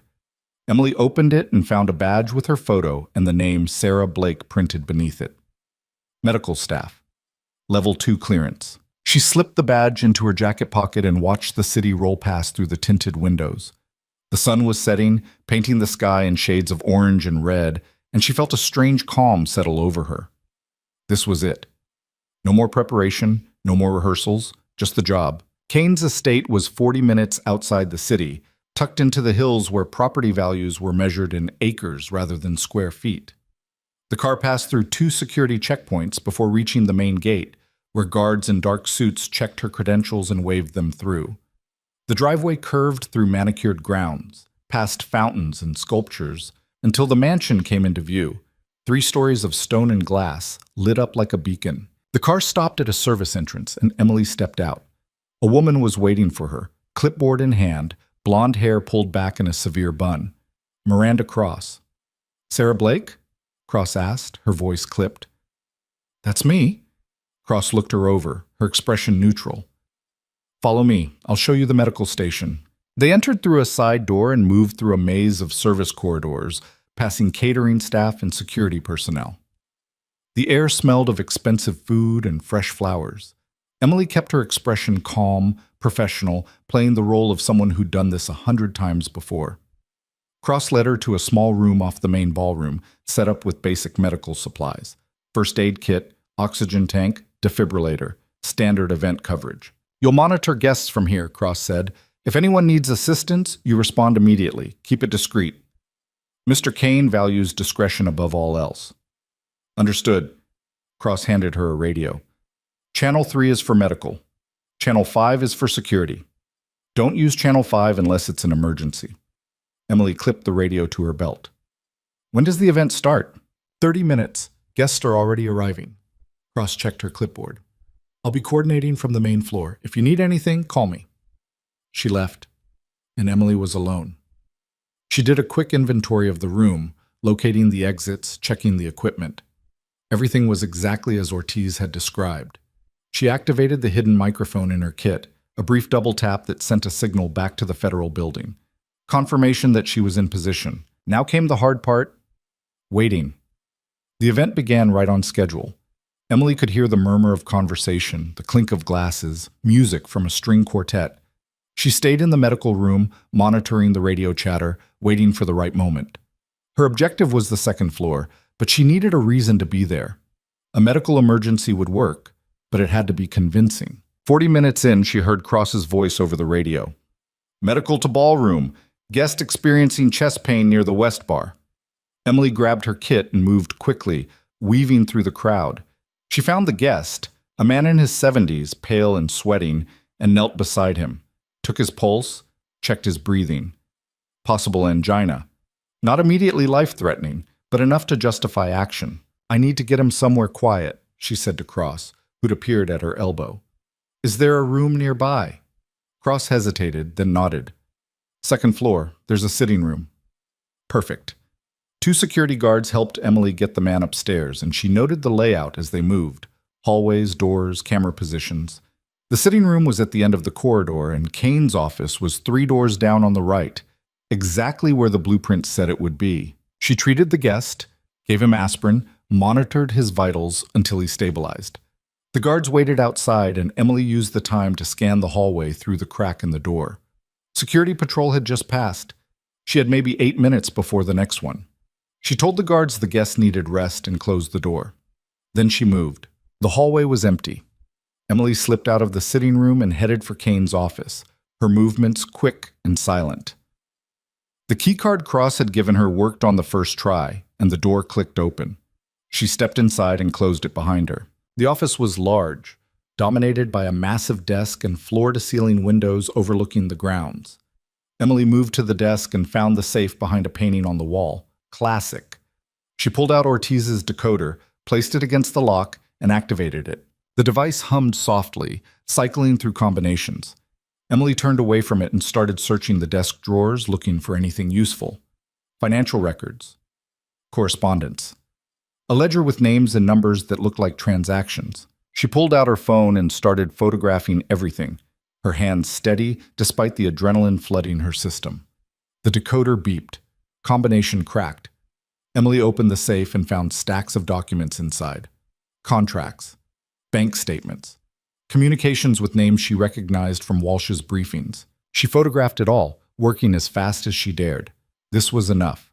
More than enough. Evidence that would connect Kane directly to trafficking, money laundering, conspiracy, everything Walsh needed. Then she heard footsteps in the hallway. Emily froze, her pulse spiking. The footsteps stopped outside the office door. She closed the safe, rehung the painting, and moved behind the desk just as the door opened. A man stepped inside. Tall, mid-40s, cold eyes that swept the room in a single glance. Garrett Lowe, Kane's head of security. His gaze landed on Emily, and his expression didn't change. "Who are you?" Emily kept her voice steady. "Sarah Blake, medical staff. I was looking for a phone. Guest downstairs needs an ambulance." Lowe didn't move. "There's a phone in the sitting room. I know it wasn't working." He studied her for a long moment, and Emily could see the calculation happening behind his eyes. Measuring, assessing, deciding whether to believe her. "Show me your credentials," he said finally. Emily reached for her badge, moving slowly, and held it out. Lowe took it, examined it, then pulled out his phone and made a call. Emily's blood went cold. He was checking her background. If he dug too deep, if he found something that didn't match— "Sarah Blake," Lowe said into the phone. "Medical staff. Run her file." Emily waited, her mind already mapping escape routes. The window was too high. The door was blocked. If this went bad, she'd have to fight her way out, and Lowe looked like someone who knew how to handle himself. Lowe listened to whoever was on the other end, then nodded and hung up. He handed her badge back. "You're clear, but Mr. Kane's office is off-limits to staff. Next time, use the phone in your assigned area." "Understood. My apologies." Lowe stepped aside, and Emily walked past him, her heart hammering. She made it to the hallway, back to the sitting room, and didn't let herself breathe until the door was closed behind her. That had been too close. One more question, one more second of scrutiny, and she would have been exposed. The guest was awake now, looking better. Emily helped him downstairs and back to the ballroom, then returned to the medical room. She deactivated the microphone, mission complete, and allowed herself a moment to process what had just happened. She'd done it. She'd gotten the evidence. Now she just had to get out. The event wound down over the next 2 hours. Guests started leaving, and Emily began packing up her kit, preparing for extraction. The plan was simple. Leave through the service entrance, meet the car at the gate, drive back to the city. Easy. But as she was finishing up, Cross appeared in the doorway, her expression tight. "Mr. Kane would like to meet you." Emily's stomach dropped. "Why?" "He heard about your work with the guest upstairs. He likes to thank his staff personally." Cross's smile didn't reach her eyes. "It's an honor. Come on." Emily had no choice. She followed Cross through the mansion to a private study on the first floor. Kane was waiting inside, standing by the fireplace with a glass of bourbon in his hand. He looked exactly like his photo, polished, confident, utterly in control. "Sarah Blake," he said, his voice smooth. "Miranda tells me you handled a medical situation tonight with exceptional professionalism." "Just doing my job, sir." Kane smiled. "Modesty. I appreciate that." He gestured to a chair. "Please sit. Join me for a drink." Emily sat, her mind racing. This was wrong. This wasn't part of the plan. Kane didn't meet with medical staff. He didn't thank them personally. Something had changed. Kane poured her a drink and handed it to her. "Tell me, Sarah, where did you work before this?" Emily recited her cover story, smooth and practiced. Kane listened, nodding occasionally, his expression pleasant, but his eyes never left hers, and she could feel the weight of his scrutiny, the way he was searching for cracks in her facade. "Fascinating," Kane said when she finished. "And you enjoy this work? Moving from event to event? Never staying in one place?" "It suits me. I can imagine." Kane took a sip of his bourbon. "You know, I'm always looking for talented people, discreet people, people who know how to handle themselves in complex situations." Emily's pulse quickened. "I'm not sure I follow." Kane's smile widened. "I think you do." He set down his glass and leaned forward slightly. "You see, Sarah, I run a very particular kind of operation, and I've learned over the years that the best people are the ones who don't ask too many questions, the ones who see what needs to be done and simply do it. Emily forced herself to stay calm. I appreciate the offer, Mr. Kane, but I prefer to keep my work straightforward. Of course. Kane stood, and Emily stood with him. Well, if you ever change your mind, Miranda knows how to reach me. He extended his hand, and Emily shook it. His grip was firm, almost too firm, and she saw something flicker in his eyes. Suspicion, recognition, she couldn't tell. Then he released her, and the moment passed. Enjoy the rest of your evening, Sarah. Emily left the study, her legs unsteady, and found Cross waiting in the hallway. The car's ready for you, Cross said quietly. Service entrance. Emily nodded and followed her out. But as they walked, she caught a glimpse of Lowe standing near the front entrance, his phone to his ear, his eyes following her every move. She made it to the car, climbed inside, and the driver pulled away without a word. Emily didn't relax until they were through the gate and back on the main road. Only then did she reach for her phone and send a single text to Walsh. I'm out. Got everything. The response came immediately. Good work. Come straight to the federal building. We need to debrief now. Emily leaned back in her seat and closed her eyes. It was done. She'd gotten the evidence. She'd survived. But something about that final conversation with Kane gnawed at her, a splinter she couldn't quite dislodge. He'd known. Maybe not everything, but something. And if he knew, then so did Lowe, which meant this wasn't over, not even close. The car was 2 miles from the estate when Emily saw the headlights in the rearview mirror. A black SUV, closing fast. We've got a tail, the driver said, his voice tight. Emily turned and looked through the back window. The SUV was right behind them now, close enough that she could see 2 figures in the front seats. The driver accelerated, but the SUV matched the speed. Lose them, Emily said. I'm trying. The SUV rammed them from behind, and Emily lurched forward, catching herself against the seat.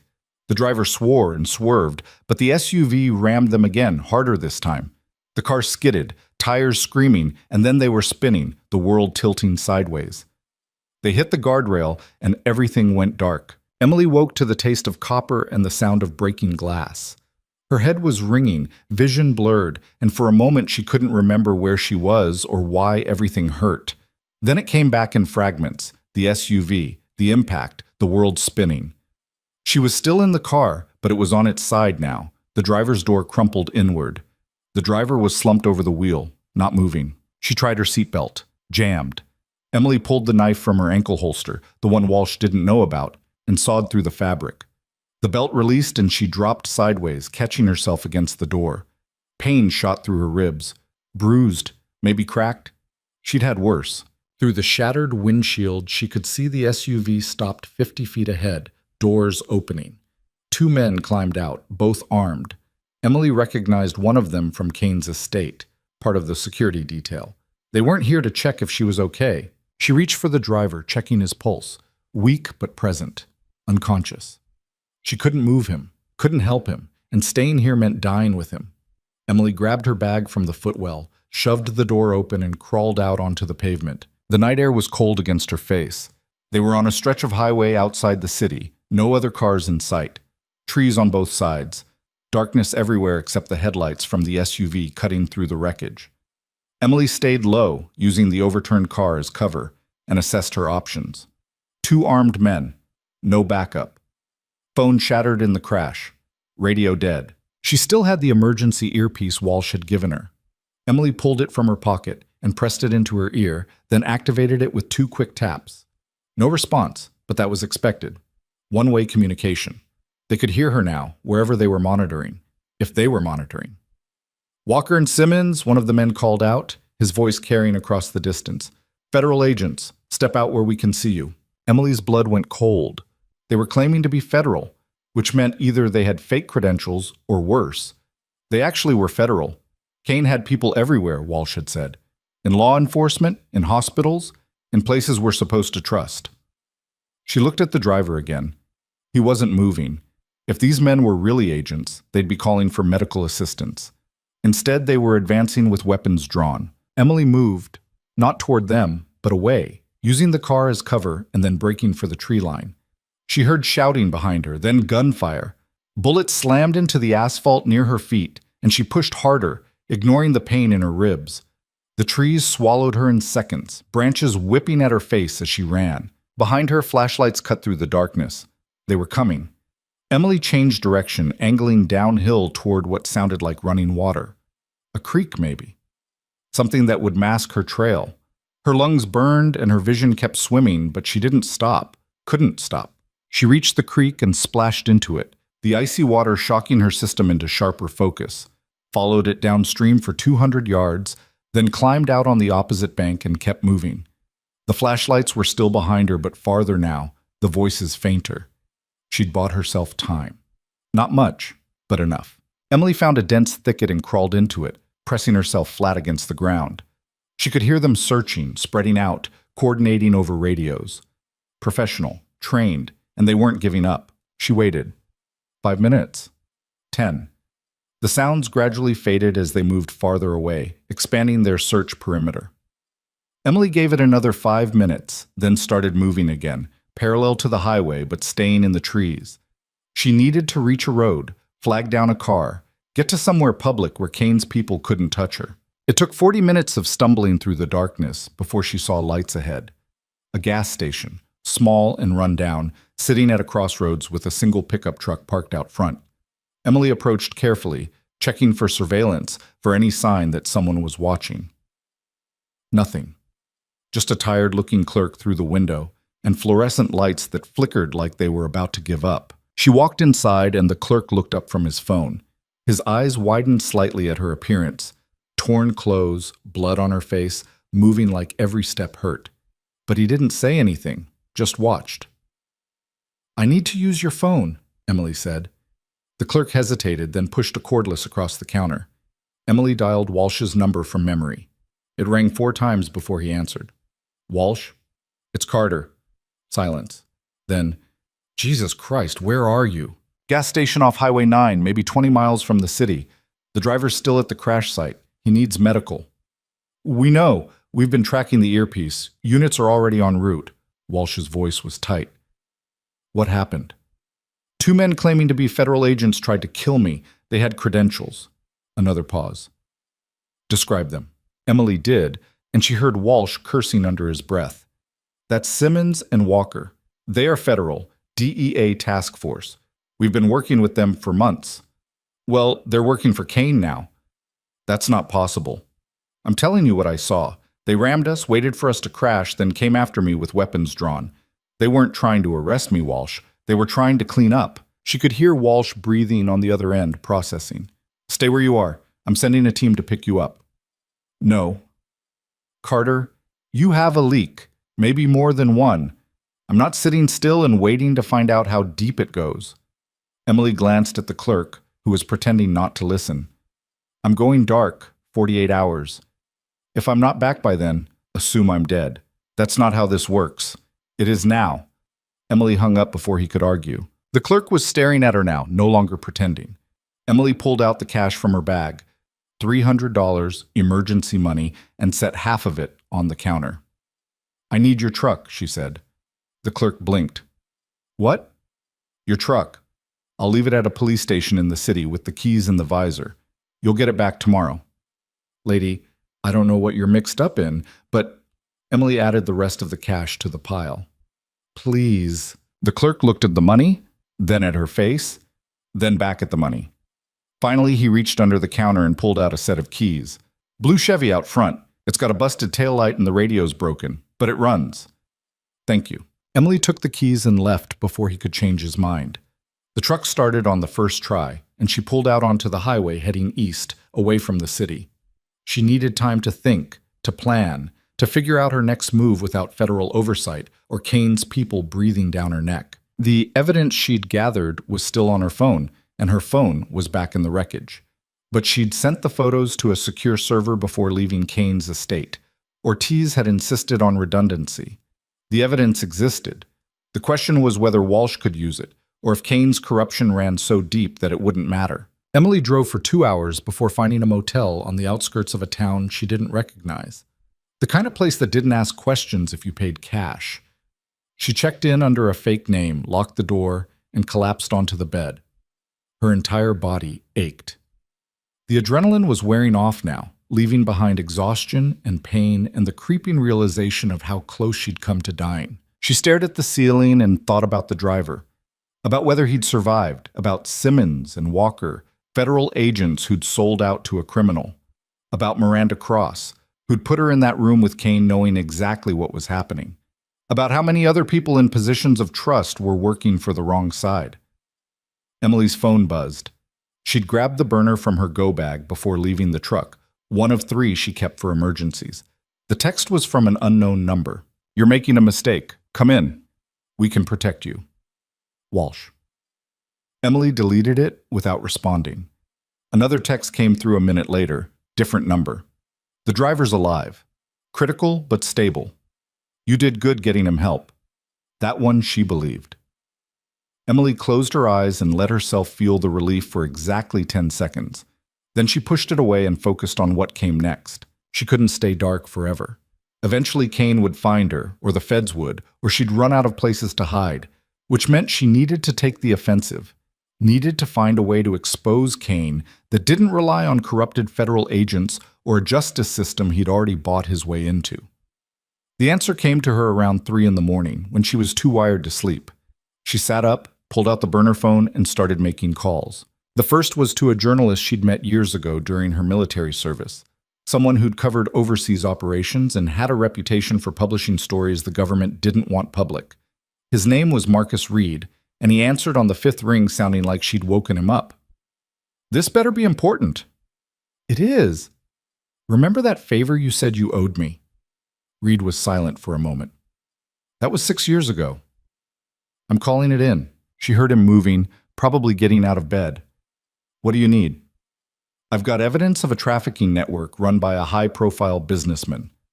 Federal law enforcement is compromised. I need someone who can publish it where it'll actually matter." "How compromised?" "Agents on the take, maybe more.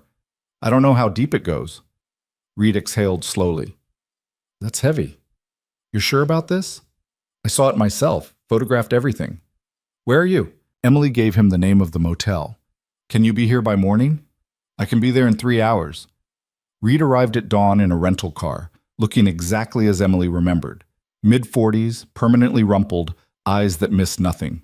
He sat across from her in the motel room and listened without interrupting while she laid out everything. The hospital incident, the federal operation, Kane's estate, the evidence, the crash, the corrupted agents.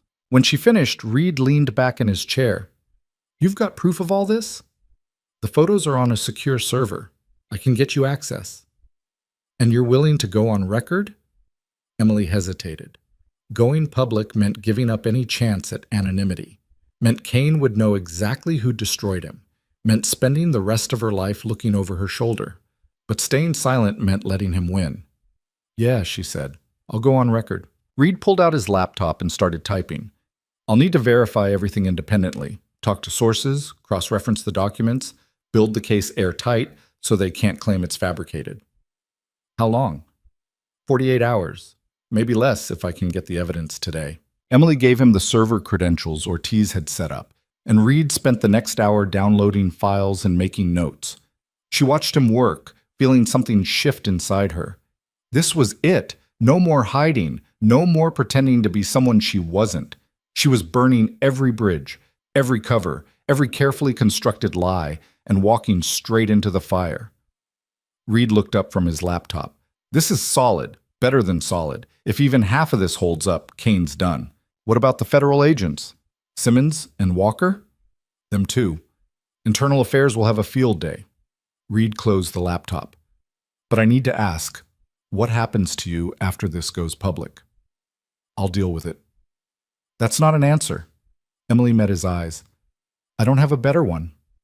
Reed studied her for a long moment, then nodded. "Okay, I'll move fast. You should disappear until this breaks. Once it's out there, Kane won't be able to touch you without drawing more attention." "I'm not disappearing." "Carter, he's got people inside law enforcement, inside hospitals, maybe inside federal buildings." Emily stood up, pacing. "How many others has he bought? How many are still out there doing his work while we sit around waiting for a story to publish?" "What are you suggesting?" "I'm suggesting we don't wait." Reed's expression shifted. You want to go after him directly? I want to make sure he can't run, can't destroy evidence, can't disappear into some country without extradition while his lawyers tie this up for years. Emily stopped pacing and faced him. You published the story. I'll make sure there's someone to arrest when it breaks. That's insane and illegal. So is everything he's done. Reed closed his eyes briefly, and Emily could see him weighing it. Finally, he opened them and shook his head. I can't be part of whatever you're planning, but I can give you a 12-hour head start before this goes live. That's all I need. They exchanged numbers, and Reed left. Emily watched him drive away, then went back inside and started preparing. She had 12 hours to do what federal law enforcement hadn't been able to do in years. 12 hours to take down Victor Kane. She started by calling Haynes. The sergeant answered immediately. Carter? Where the hell are you? Somewhere safe. I need your help. Walsh is losing his mind. He thinks you're going to do something stupid. He's right. Emily could hear Haynes sigh. I need tactical support. Unofficial. Just you. For what? Kane's going to run once the story breaks. I need to make sure he doesn't. Haynes was quiet for a long time. Walsh will bury me if he finds out. Then don't let him find out. Another pause. Where and when? Emily gave her an address, a warehouse district on the industrial side of the city, far enough from federal oversight. 2 hours. I'll be there. Emily spent the next hour reaching out to everyone she could think of who might have leverage against Kane. Former employees, witnesses who'd been too scared to come forward, people who'd been hurt by his network and wanted revenge. By the time she met Haynes at the warehouse, she had a list of 6 people willing to testify if they could do it safely. Haynes showed up in civilian clothes, no badge, no backup. She looked at Emily and shook her head. You look like hell. I feel worse. Good. Maybe that'll keep you from doing anything too crazy. Haynes pulled out a tablet. I've been digging into Simmons and Walker. You were right, they're dirty. Bank deposits that don't match their salary, property they shouldn't be able to afford. And get this, they were both present at the hospital the night the accountant died. Emily felt her stomach turn. They killed him. That's my guess. Potassium chloride isn't hard to get if you've got the right access. Haynes pulled up a photo. I also found something else. Cross, the woman who staffed you at Kane's estate. She's got a sister, younger, went missing 3 years ago. Let me guess. Trafficking victim. Never confirmed, but the timing matches one of Kane's operations. Haynes met her eyes. Cross isn't working for him by choice. He's got leverage. Emily thought back to the way Cross had looked at her in the hallway, the tightness around her eyes. She's a victim too. Doesn't make what she did right, but it gives us an angle. Haynes closed the tablet. If we can flip her, she might give us enough to get a warrant that bypasses the corrupted feds. How do we reach her? I've got a phone number. Burn her. She uses it to coordinate with Kane's security. Haynes handed Emily a slip of paper. But if we do this, we're going off book. No official support, no backup, just us. Emily looked at the number, then at Haynes. Why are you helping me? Haynes smiled, but there was no humor in it. Because I've spent 10 years watching criminals like Kane slip through the system, and I'm tired of it. She checked her weapon, a compact 9mm. Also, you remind me of someone I used to know. Someone who didn't back down even when she should have. What happened to her? She died doing the right thing. Haynes holstered the weapon. I'm hoping you're smarter. Emily called the number. It rang 3 times before Cross answered, her voice cautious. Who is this? Sarah Blake, or Emily Carter, depending on which name you prefer. Silence. Then, how did you get this number? That doesn't matter. What matters is that I know about your sister, and I know Kane's been using her to control you. Cross's breathing changed, faster now. I don't know what you're talking about. Yes, you do. And I'm guessing you're tired of it. Tired of working for the man who took her. Tired of pretending everything's fine while he destroys more lives. You don't understand. I understand better than you think. Emily kept her voice level. A journalist is publishing a story in 12 hours that's going to expose everything Kane's done, every operation, every transaction, every person he's hurt. When that happens, he's finished. But if he runs, if he gets away, your sister might never be found. Cross made a sound that might have been a sob. What do you want from me? Help us get to him. Tell us where he'll go when this breaks. Give us something we can use to bring him in before he disappears. He'll kill me. He'll kill you anyway once you're no longer useful. Emily paused. But if you help us, we can protect you. Get you into witness protection. Maybe even find your sister. The line went quiet for so long, Emily thought Cross had hung up. Then she heard her voice again, smaller now. There's a property, private airfield upstate. He uses it when he needs to leave the country quietly. If he's running, that's where he'll go. How do we get there? Cross gave them directions, coordinates, access codes for the gates. When she finished, her voice broke. My sister's name is Rachel. She's 23. If you find her, we'll find her, Emily said, though she had no idea if that was true. She hung up and looked at Haynes. We've got a location, and no legal authority to act on it. Haynes pulled out her phone. I know someone. Local PD, not federal. Clean. He owes me. 20 minutes later, they were meeting a detective named Paul Vasquez in a parking lot downtown.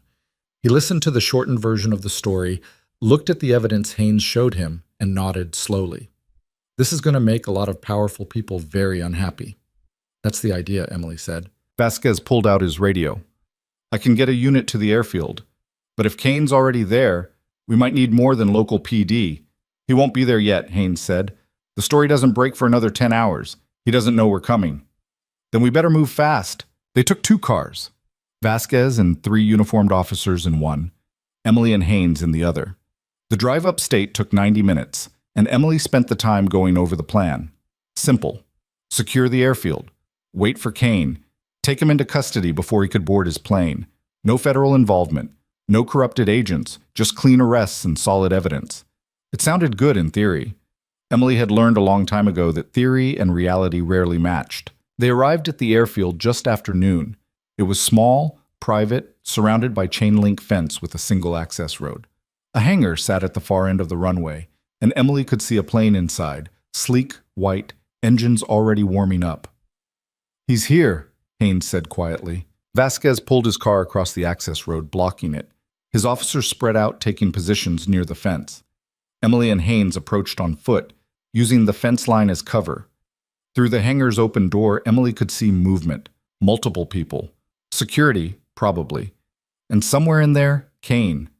Haynes pulled out her phone and dialed. A moment later, Emily heard a voice echo from inside the hangar, Kane answering his phone. Mr. Kane, this is Sergeant Mallory Haynes, Federal Tactical Unit. You're surrounded. Step out of the hangar with your hands visible. Silence. Then Kane's voice, amplified by the open space. Sergeant Haynes, I wasn't expecting company. Step out now. I don't think so.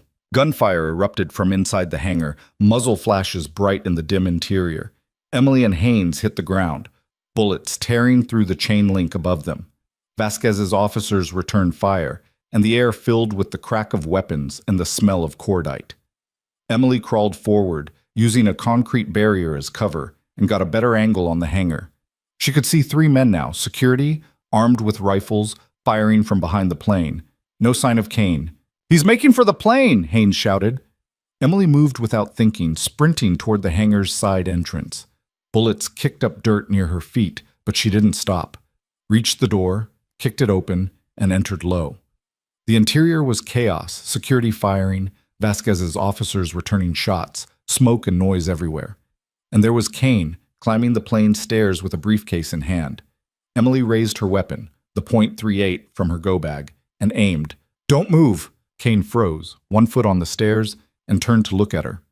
His expression was calm, almost amused. Sarah Blake, or should I call you Emily Carter? Get down from the stairs. Or what? You'll shoot me? Kane smiled. You're not going to shoot me. You're a nurse. You save lives. Try me. Kane studied her for a moment, then slowly descended the stairs. You've caused me a considerable amount of trouble, Ms. Carter. I almost respect it. On the ground, hands behind your head. I don't think so. Kane set down the briefcase. You see, even if you arrest me, even if this little operation of yours succeeds, I'll be out in 72 hours. I have lawyers, resources, friends in very high places. Not anymore. Kane's smile faltered. What? A journalist is publishing everything in 8 hours, every transaction, every name, every crime. Emily took a step closer. Your friends are about to become very interested in distancing themselves from you. For the first time, Kane's composure cracked. His eyes hardened, his jaw tightened, and Emily saw the man behind the mask, cold, ruthless, desperate. You have no idea what you've done. I know exactly what I've done. Kane lunged for the briefcase, but Emily was faster. She fired once, the bullet slamming into the metal stairs inches from his hand. Kane froze, his hand still outstretched, and Emily moved in. She kicked the briefcase away and pressed the gun to the back of his head. On the ground. Kane knelt slowly, his hands behind his head. Haynes appeared at the entrance with zip ties, and together they secured him. Vasquez's officers moved in, clearing the rest of the security personnel, and within minutes the hangar was secured. Emily stood over Kane, breathing hard, her hands shaking from adrenaline. She'd done it. They'd actually done it. Vasquez walked over, looking at Kane with an expression of disbelief. Victor Kane, I'll be damned. Get him out of here, Haynes said, and keep him away from anyone federal until we sort out who's clean. Vasquez nodded, and his officers hauled Kane to his feet. As they walked him toward the cars, Kane looked back at Emily. This isn't over, he said quietly. Yes, Emily replied. It is. They watched him get loaded into the police car, and Emily finally allowed herself to breathe. Haynes put a hand on her shoulder. You okay? Emily nodded, though she wasn't sure it was true. What happens now? Now we let the system do its job. Reed publishes his story. The evidence goes public. Internal Affairs cleans house. Haynes squeezed her shoulder. And you get to go back to being a nurse. Emily looked at the hangar, at the plane that would have carried Kane to freedom, at the scattered security personnel being arrested. I don't think I can go back to that. Then figure out what comes next. 8 hours later, Marcus Reed's story broke. It spread across every major news outlet within minutes. Detailed evidence of Kane's trafficking network, the corrupted federal agents, the victims, the crimes. The public reaction was immediate and explosive. Protests outside the federal building, calls for investigations, politicians scrambling to distance themselves from anyone connected to Kane. Emily watched it unfold from a hotel room downtown, Haynes sitting beside her with a beer in hand. When footage of Kane's arrest appeared on screen, shot from a distance by someone's phone, Haynes raised her bottle. To doing the right thing. Emily clinked her water bottle against it. To surviving it. The next morning, Walsh showed up at her hotel. Emily opened the door and found him standing there looking exhausted and furious in equal measure. You went rogue, he said. I got results. Walsh stared at her, and Emily could see him trying to decide whether to yell or thank her. Finally, he just shook his head. Simmons and Walker are in custody. Internal Affairs is tearing apart their entire unit. Half the task force is under investigation. Good. Kane's lawyers are already filing motions, but with the evidence public, they don't have much ground to stand on. Walsh leaned against the doorframe. You destroyed his network, Carter. Completely. Emily didn't feel triumphant. Just tired. What about Cross's sister? We found her, alive. She's being treated at a secure facility. Walsh's expression softened slightly. You saved her life. That finally made Emily feel something. Relief. Maybe even hope. And Cross? Witness protection. New identity. She's cooperating fully.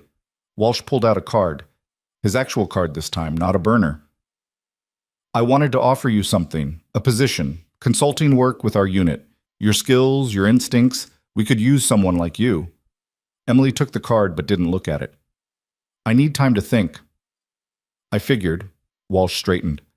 For what it's worth, what you did was reckless and dangerous and completely outside protocol. It was also the only reason we got him. That almost sounded like a compliment. Don't let it go to your head.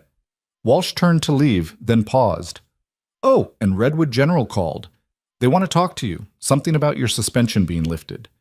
Emily watched him walk away, then closed the door and sat on the bed. She pulled out her phone and stared at the hospital's number in her contacts. Part of her wanted to delete it, start over somewhere new. Be someone different, but another part, the part that had walked into room 217 when everyone else ran, knew she couldn't.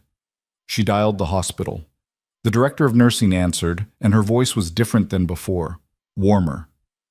Ms. Carter, thank you for calling. I wanted to personally apologize for how we handled things. We should have supported you instead of questioning you. It's fine. It's not. But we'd like the chance to make it right. Your position here is secure, and if you're interested, we have an opening for a trauma coordinator. It's a leadership role. You'd be training new staff, overseeing critical cases, making protocol decisions. Emily closed her eyes. Leadership. Recognition. Everything she'd been denied before, suddenly offered freely. I'll think about it. Please do. And Ms. Carter? What you did, stopping those men, protecting our patients, that took courage. We should have seen that in you from the start. Emily thanked her and hung up. She sat there for a long time thinking about what came next, about whether she could go back to Redwood General and pretend the last week hadn't happened, about whether she wanted to. Her phone buzzed, a text from an unknown number.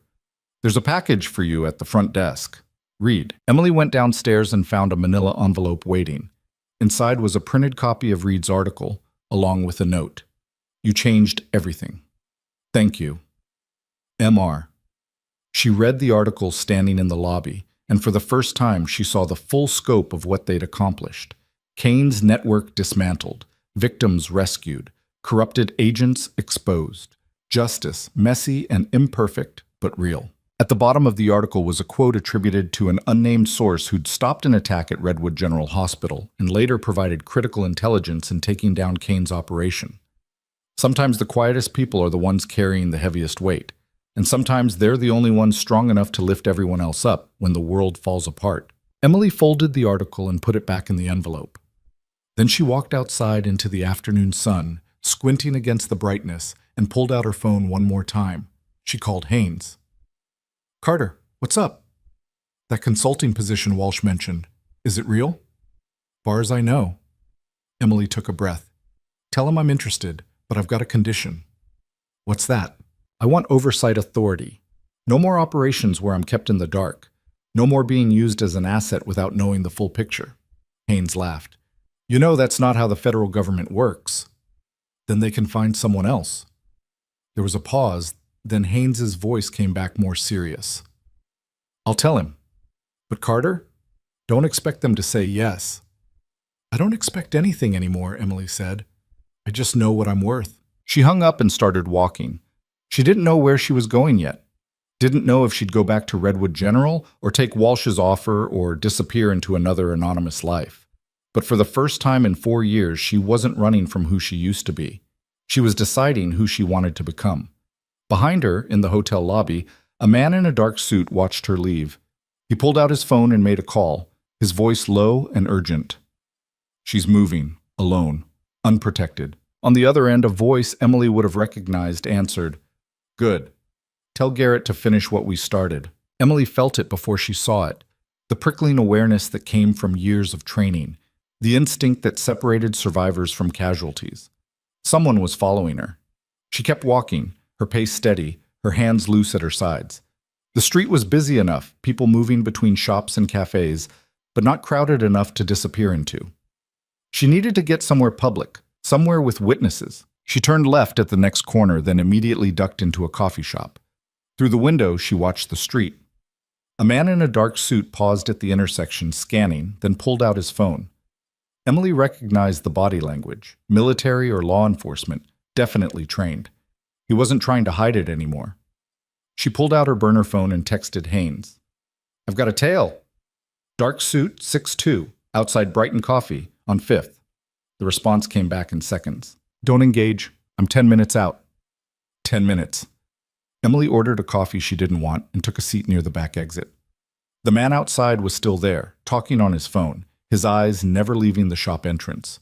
He wasn't alone. There'd be at least one more, probably covering the rear. Standard containment. Emily's mind raced through options. She could wait for Haynes, but 10 minutes was a lifetime if these people decided to move. She could try to slip out the back, but if they had it covered, she'd be walking into an ambush. Or she could force their hand, bring the confrontation into the open where they couldn't act without consequences. She stood up and walked straight toward the front door. The man outside saw her coming and spoke quickly into his phone. Emily pushed through the door and headed directly toward him. He straightened, surprised. and she watched his hand move toward his waistband. "I wouldn't," Emily said loud enough for the people around them to hear. "Not with all these witnesses." The man's hand stopped. His jaw tightened. "Ms. Carter, we just want to talk." "Who's we?" "People who are concerned about your safety." Funny way of showing it, following me, cornering me in public. Emily took a step closer, keeping her voice level but her words clear. "If you were actually concerned, you'd have called, made an appointment, not stalked me through the city." A car pulled up to the curb. Black sedan, tinted windows. The rear door opened and a man stepped out. Garrett Lowe, Kane's head of security. The same man who'd questioned her at the estate, whose eyes she'd seen tracking her every move. He looked calm, composed, like this was just another business transaction.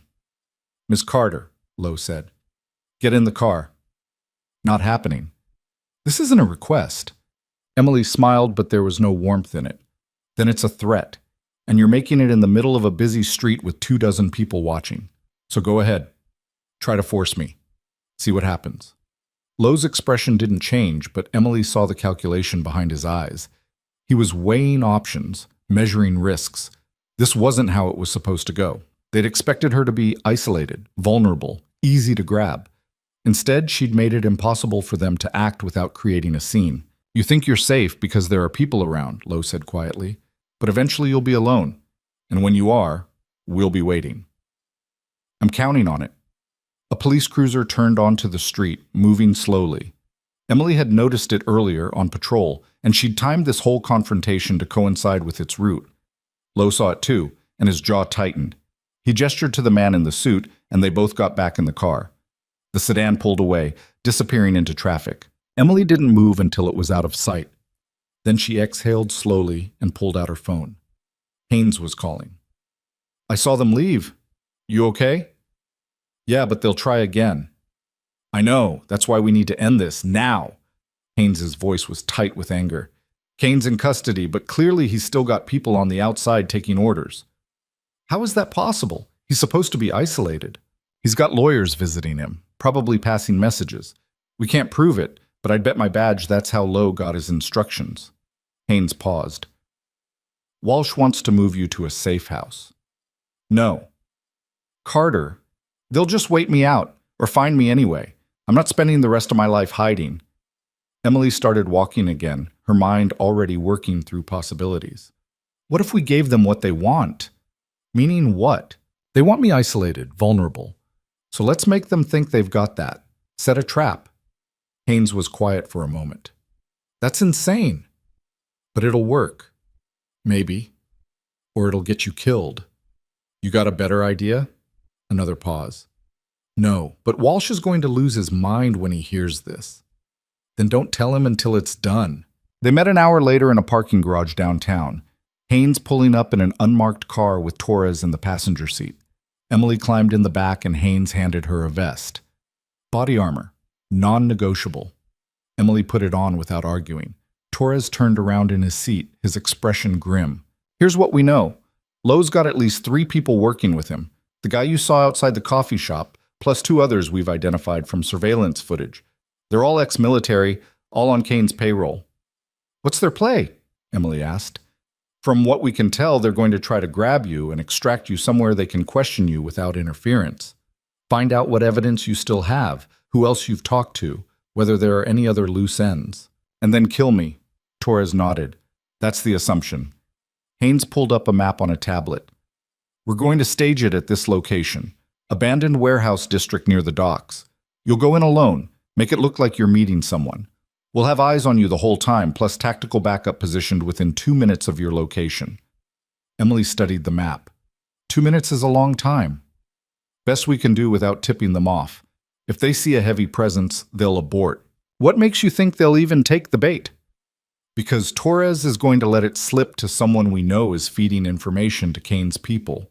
A meeting location, a time, and the fact that you'll be alone." Haynes met Emily's eyes. "It's risky. If something goes wrong, I know the risks." Torres pulled out a small device, no bigger than a coin. "This is a tracker, sewn into the lining of your jacket. Even if they take your phone, we'll know where you are." Emily took the jacket and felt the weight of the tracker.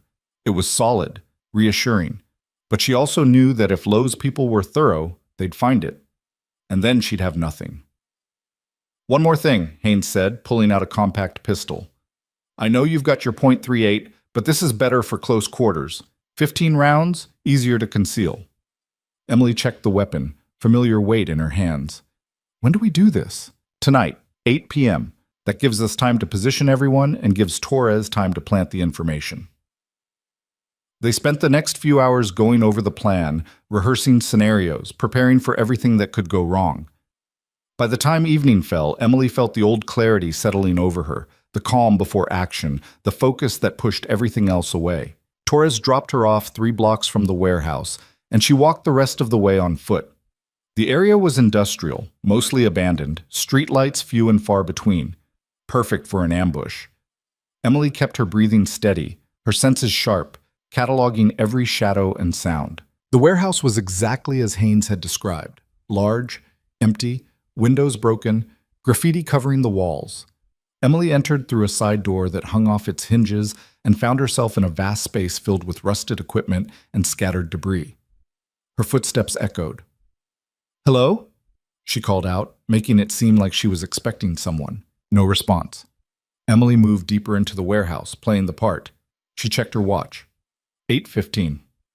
If the bait had worked, Lowe's people would be moving into position now. A sound behind her, soft, controlled. Emily turned and saw a figure emerge from the shadows. The man from outside the coffee shop. He had a gun drawn, pointed at her center mass. "Don't move." Emily raised her hand slowly. "Where's Lowe?" "Nearby. He wants to talk to you." "About what?" "About how you're going to fix the mess you made." 2 more figures appeared from different directions, boxing her in. Emily recognized one of them from the surveillance photos Torres had shown her. They moved like professionals, maintaining distance, keeping angles. No easy openings. Lowe stepped into the light, and Emily saw he was holding a phone. "Miss Carter, I appreciate you making this easy." "What do you want?" "Information. You've talked to federal agents, journalists, probably others. I need to know who has what evidence and how we can contain this situation." "Kane's finished. There's nothing to contain." Lowe smiled, but it didn't reach his eyes. "Mr. Kane has resources you can't imagine. This is a temporary setback. But loose ends like you, those need to be tied up. You're going to kill me. Eventually, but first you're going to tell me everything." He gestured to one of his men. "Search her." The man approached and Emily didn't resist. He found her phone first, tossed it aside. Then the pistol Haynes had given her. He patted down her jacket, her pockets, professional and thorough. But he didn't find the tracker sewn into the lining. Small victory. "She's clean," the man said, stepping back. Lowe nodded. "Good. Now we can have an honest conversation." He pulled out a zip tie. "Hands." Emily hesitated, and that's when she heard it. Sirens in the distance. Faint, but getting closer. Lowe heard them too. His expression shifted, anger flashing across his face. "You set us up." "You really thought I'd walk in here alone?" Lowe moved fast, grabbing Emily and pressing a gun to her head. His men immediately took defensive positions, weapons raised toward the entrance. The sirens were louder now, multiple vehicles approaching. "Call them off," Lowe said, his voice tight. "Right now, or I put a bullet in your brain." Emily's pulse was racing, but her voice stayed steady. "You kill me. You've got nothing to negotiate with."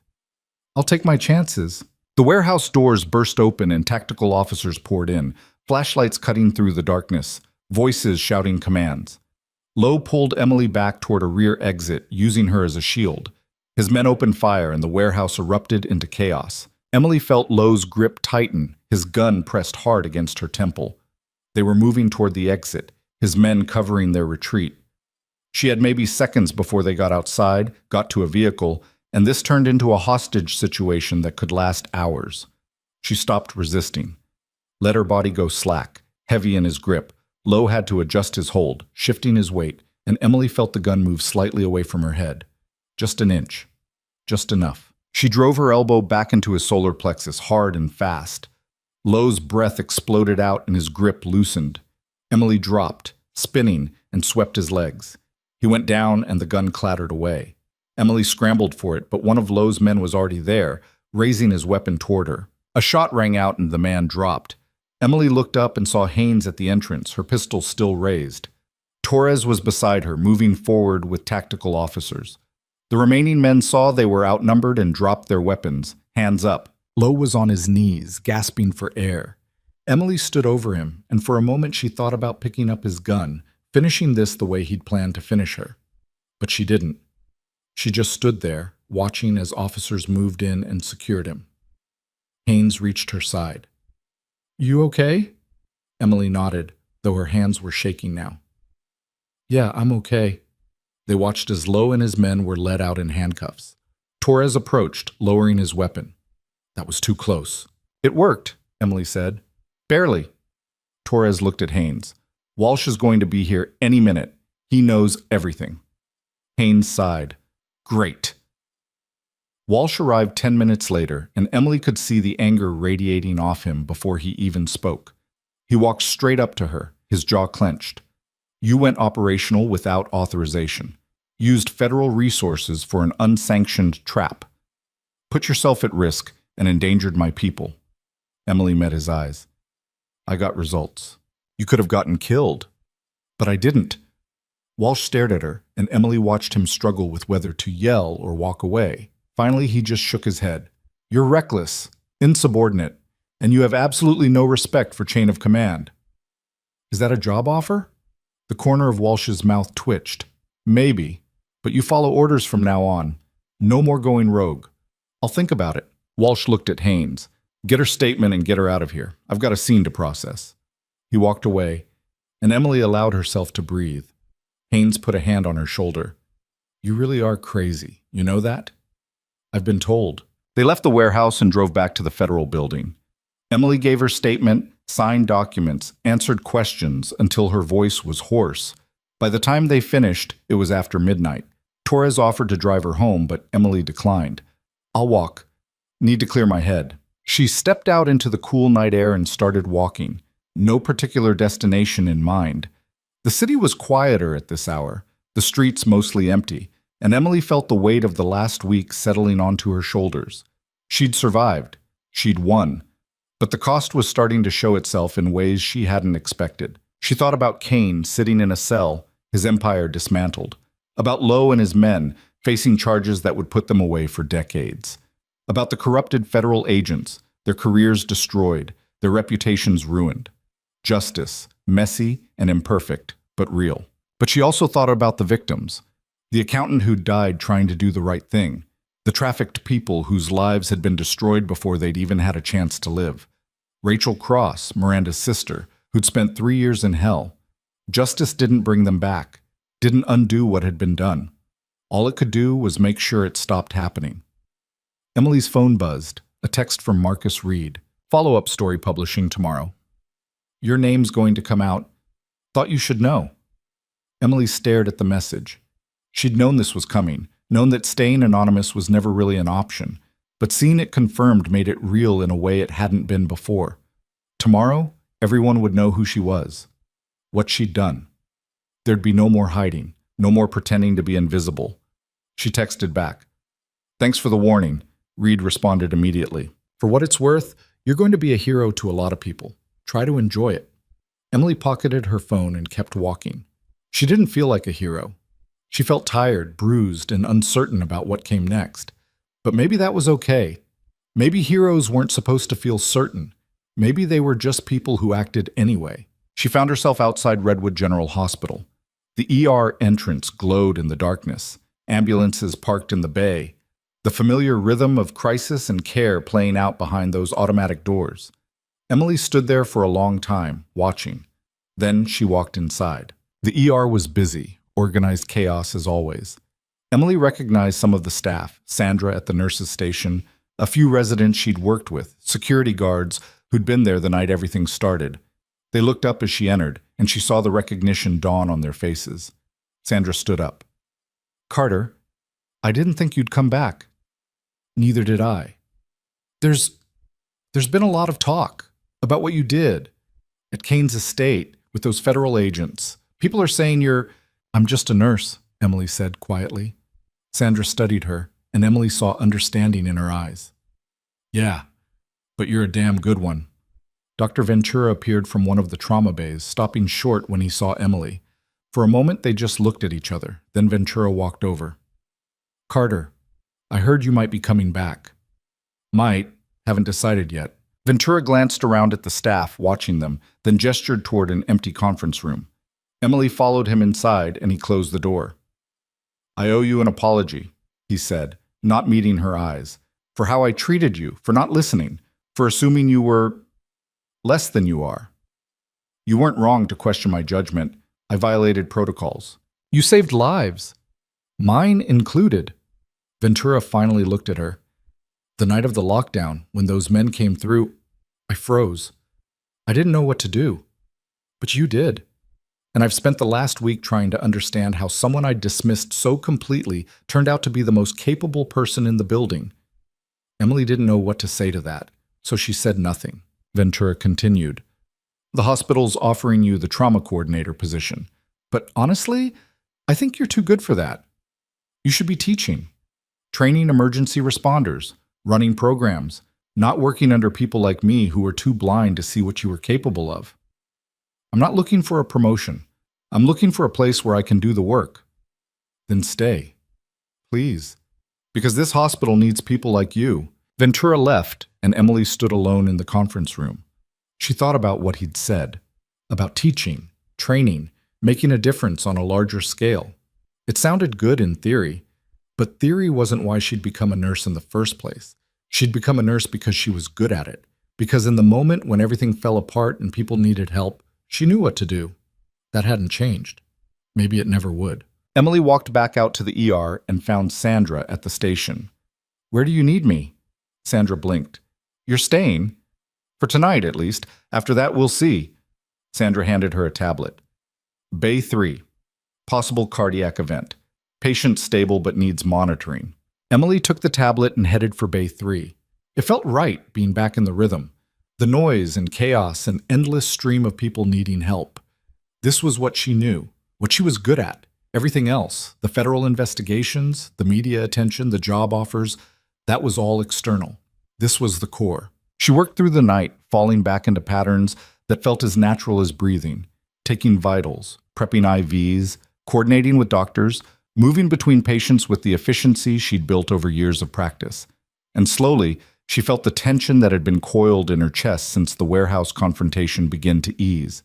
By morning, she was exhausted but clear. She found Sandra finishing up her charting and set the tablet down.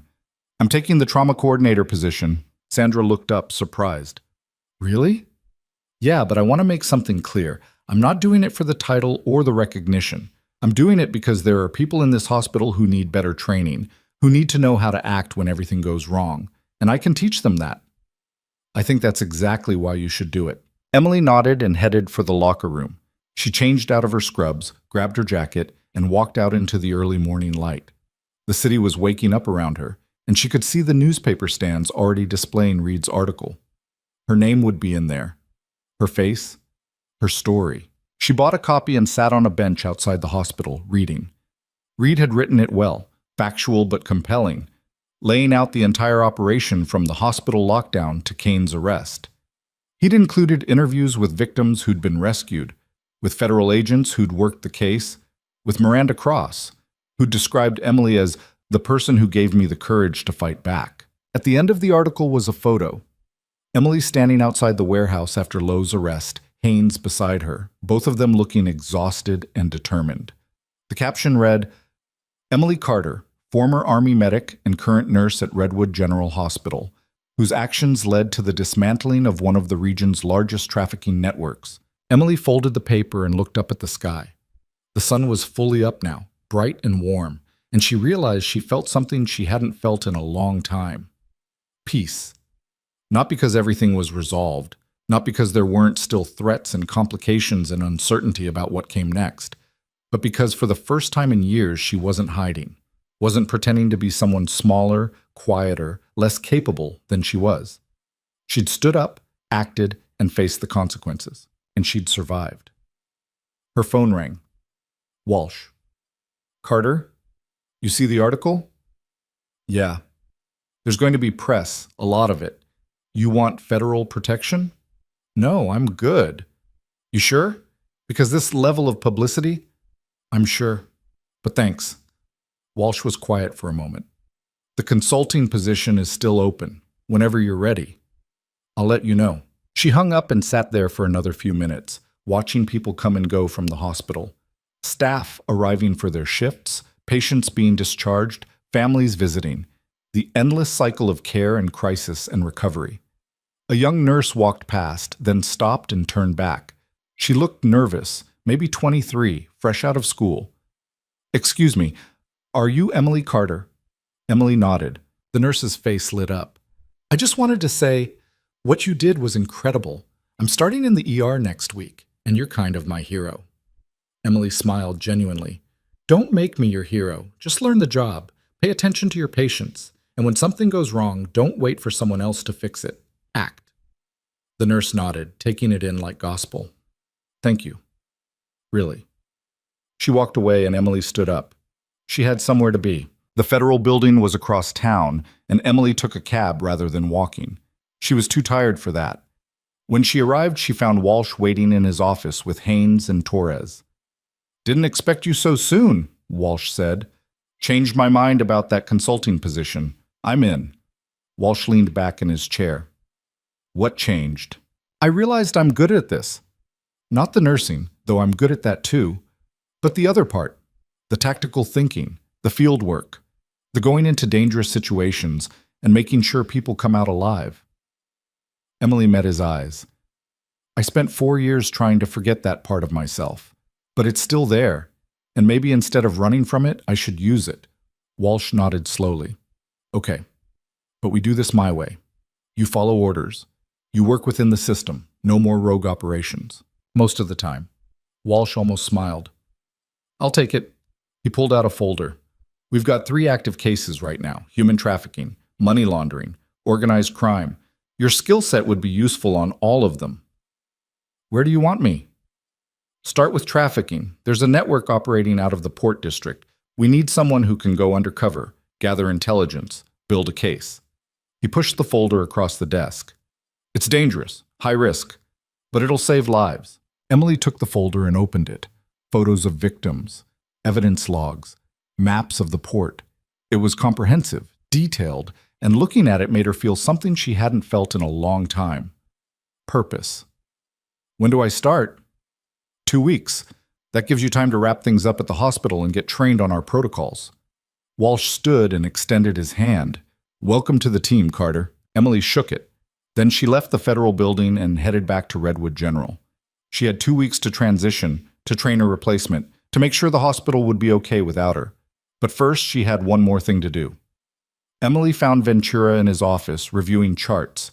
He looked up as she entered. "Carter, twice in 1 day. Should I be worried?" "I'm taking the trauma coordinator position, but I can only do it for 2 weeks. After that, I'm transitioning to federal consulting work." Ventura set down his pen. 2 weeks isn't much time. It's enough to set up a training program, to identify staff who need additional instruction, to create protocols that'll actually work when things go bad. Emily leaned against the doorframe. "You said this hospital needs people like me. You're right. But what it really needs is for everyone to think like me, to be ready, to act without hesitation. I can teach that in 2 weeks." Ventura studied her. "You're serious?" "Completely." "Then do it. I'll clear your schedule and get you whatever resources you need." Emily spent the next 14 days transforming Redwood General's emergency protocols.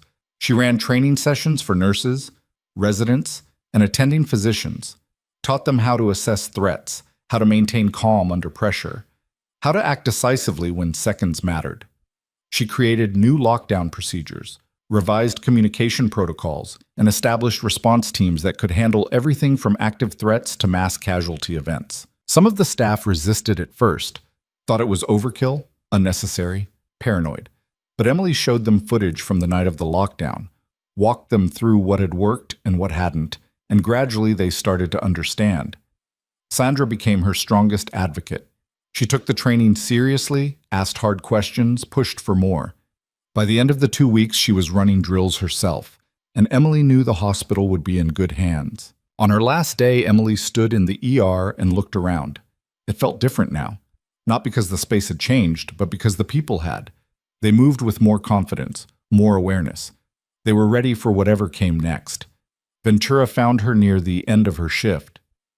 "I'm not going to say I'm happy you're leaving, but I understand why you're doing it. Someone needs to stop these networks before they reach the hospital, before there are victims who need saving. And that someone is you?" Emily thought about that. About all the years she'd spent trying to be invisible, trying to fit into a mold that was too small for who she actually was. About the moment in room 217, when she'd stopped hiding and started acting. "Yeah," she said, "that someone is me." Her last patient was a teenager with a broken arm, scared and in pain, but trying to be brave. Emily set the arm, explained the healing process, and gave him instructions for care. Standard stuff, routine. But as she finished, the kid looked at her. "You're the one from the news, right? The nurse who stopped those guys?" Emily nodded. "That's cool, like, really cool." Emily smiled. "Just doing my job." "But you were scared, right? When they had guns and stuff?" "Yeah, I was scared. But you did it anyway." "That's usually when it matters most, when you're scared but you act anyway." The kid nodded, taking that in. His mother thanked Emily profusely, and they left. Emily finished her charting, signed out for the last time, and walked toward the exit. Staff she'd trained waved goodbye. Sandra hugged her. Even Ventura shook her hand. "You changed this place," he said quietly. "I hope you know that." Emily left Redwood General and climbed into the car waiting outside. Haynes was driving, and Torres was in the passenger seat. "Ready for your first stop?" Haynes asked. "Ready as I'll ever be." They drove to the federal building, where Walsh was waiting with the full briefing. Emily listened as he laid out the operation, 3 weeks undercover at the port, gathering evidence, identifying targets. Dangerous work, critical work, the kind of work that saved lives by preventing the crimes before they happened. When Walsh finished, he looked at her. "Any questions?" "Just one. After this case, what's next?" Walsh smiled. "There's always a next case, Carter. That's the nature of this work. You stop one network, 3 more pop up. You save 10 people, 50 more need saving. It's endless." "Good," Emily said.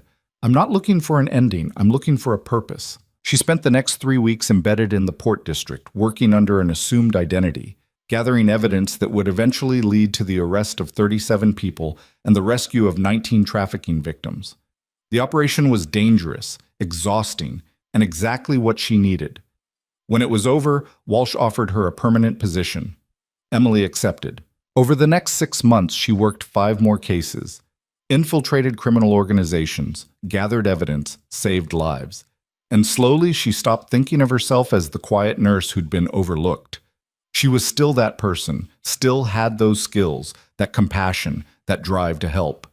But she was also something more. She was someone who stood between chaos and survival, someone who acted when others froze, someone who'd learned that being underestimated wasn't a weakness, it was an advantage. The media attention faded eventually, as it always did. People moved on to the next story, the next crisis. But the victims Emily had helped didn't forget. She got letters from some of them, thanking her, telling her how their lives had changed. Rachel Cross sent her a card when she graduated from college. The teenager with the broken arm emailed to say he was studying to be a paramedic. Small victories, small connections. But they added up to something bigger than Emily had ever expected. One evening, almost a year after everything started, Emily found herself back at Redwood General. Not as staff, but visiting. She walked through the ER and saw Sandra at the nurses' station, training a new hire. The young nurse from that morning a year ago, the one who'd called Emily her hero, was now running trauma response drills with confidence. Sandra saw Emily and waved her over. "Carter, long time. How's everything?" "Good, really good. Your protocols are still in place. We've handled 3 potential threats since you left, and every single one went smooth because people knew what to do." Sandra smiled. "You changed the culture here, made people understand they don't have to be helpless." Emily looked around the ER, seeing the evidence of that shift. People moving with purpose, eyes scanning, awareness present even in routine moments. It was subtle, but it was there. "I'm glad," Emily said. She left the hospital and walked to her car. Her phone buzzed with a message from Walsh. "New case briefing tomorrow. 9 a.m. Big one." Emily texted back, "I'll be there." She drove home through the city she'd fought to protect, past streets she'd walked when she was still trying to figure out who she was, and felt something settle deep in her chest. Not satisfaction, exactly. Not completion. But something close. She'd spent so many years being invisible, being dismissed, being told implicitly and explicitly that she didn't matter, that her voice wasn't worth hearing, that her presence wasn't worth acknowledging, and she'd believed it for a while. Let herself become smaller to fit into spaces that were never meant to hold her. But then the moment had come when she had to choose between staying small and staying safe, or stepping forward and risking everything. She'd chosen to step forward, and in doing so, she'd discovered something she'd forgotten during all those years of hiding. She was capable, strong, worth listening to, not because some external authority had validated her, not because a title or recognition had made it official, but because she'd acted in the moments that mattered and proven it to herself. That was the real victory. Not taking down Kane, not stopping the trafficking network, not getting the job or the media attention or the apologies from people who'd underestimated her. The real victory was standing in front of the mirror and recognizing the person looking back. Emily Carter, former Army medic, former nurse, current federal consultant, and most importantly, someone who'd learned that being underestimated didn't define her worth. What she did with that underestimation did. She pulled into her apartment building and sat in the car for a moment, looking up at her window. Tomorrow there'd be another briefing, another case, another opportunity to step into the fire. But tonight, she could rest. She climbed out of the car and walked toward the entrance. A woman was struggling with groceries, bags slipping from her arms. Emily moved without thinking, catching a bag before it hit the ground. "Thank you so much," the woman said, relieved. "No problem. Simple. Routine. Nothing heroic about it. Just one person helping another because it was the right thing to do." Emily held the door open, and they walked inside together. And she realized that was the lesson she'd been learning all along. Heroes weren't people with special abilities or recognition or permission to act. Heroes were just people who saw something that needed doing and did it. Whether that was stopping armed intruders, or holding a door, or teaching someone to be ready when chaos arrived. Every action mattered, every choice to help instead of look away, every moment of courage, large or small. Emily climbed the stairs to her apartment, unlocked the door, and stepped inside. Tomorrow would bring new challenges. But tonight, she could rest knowing she'd become exactly who she was meant to be.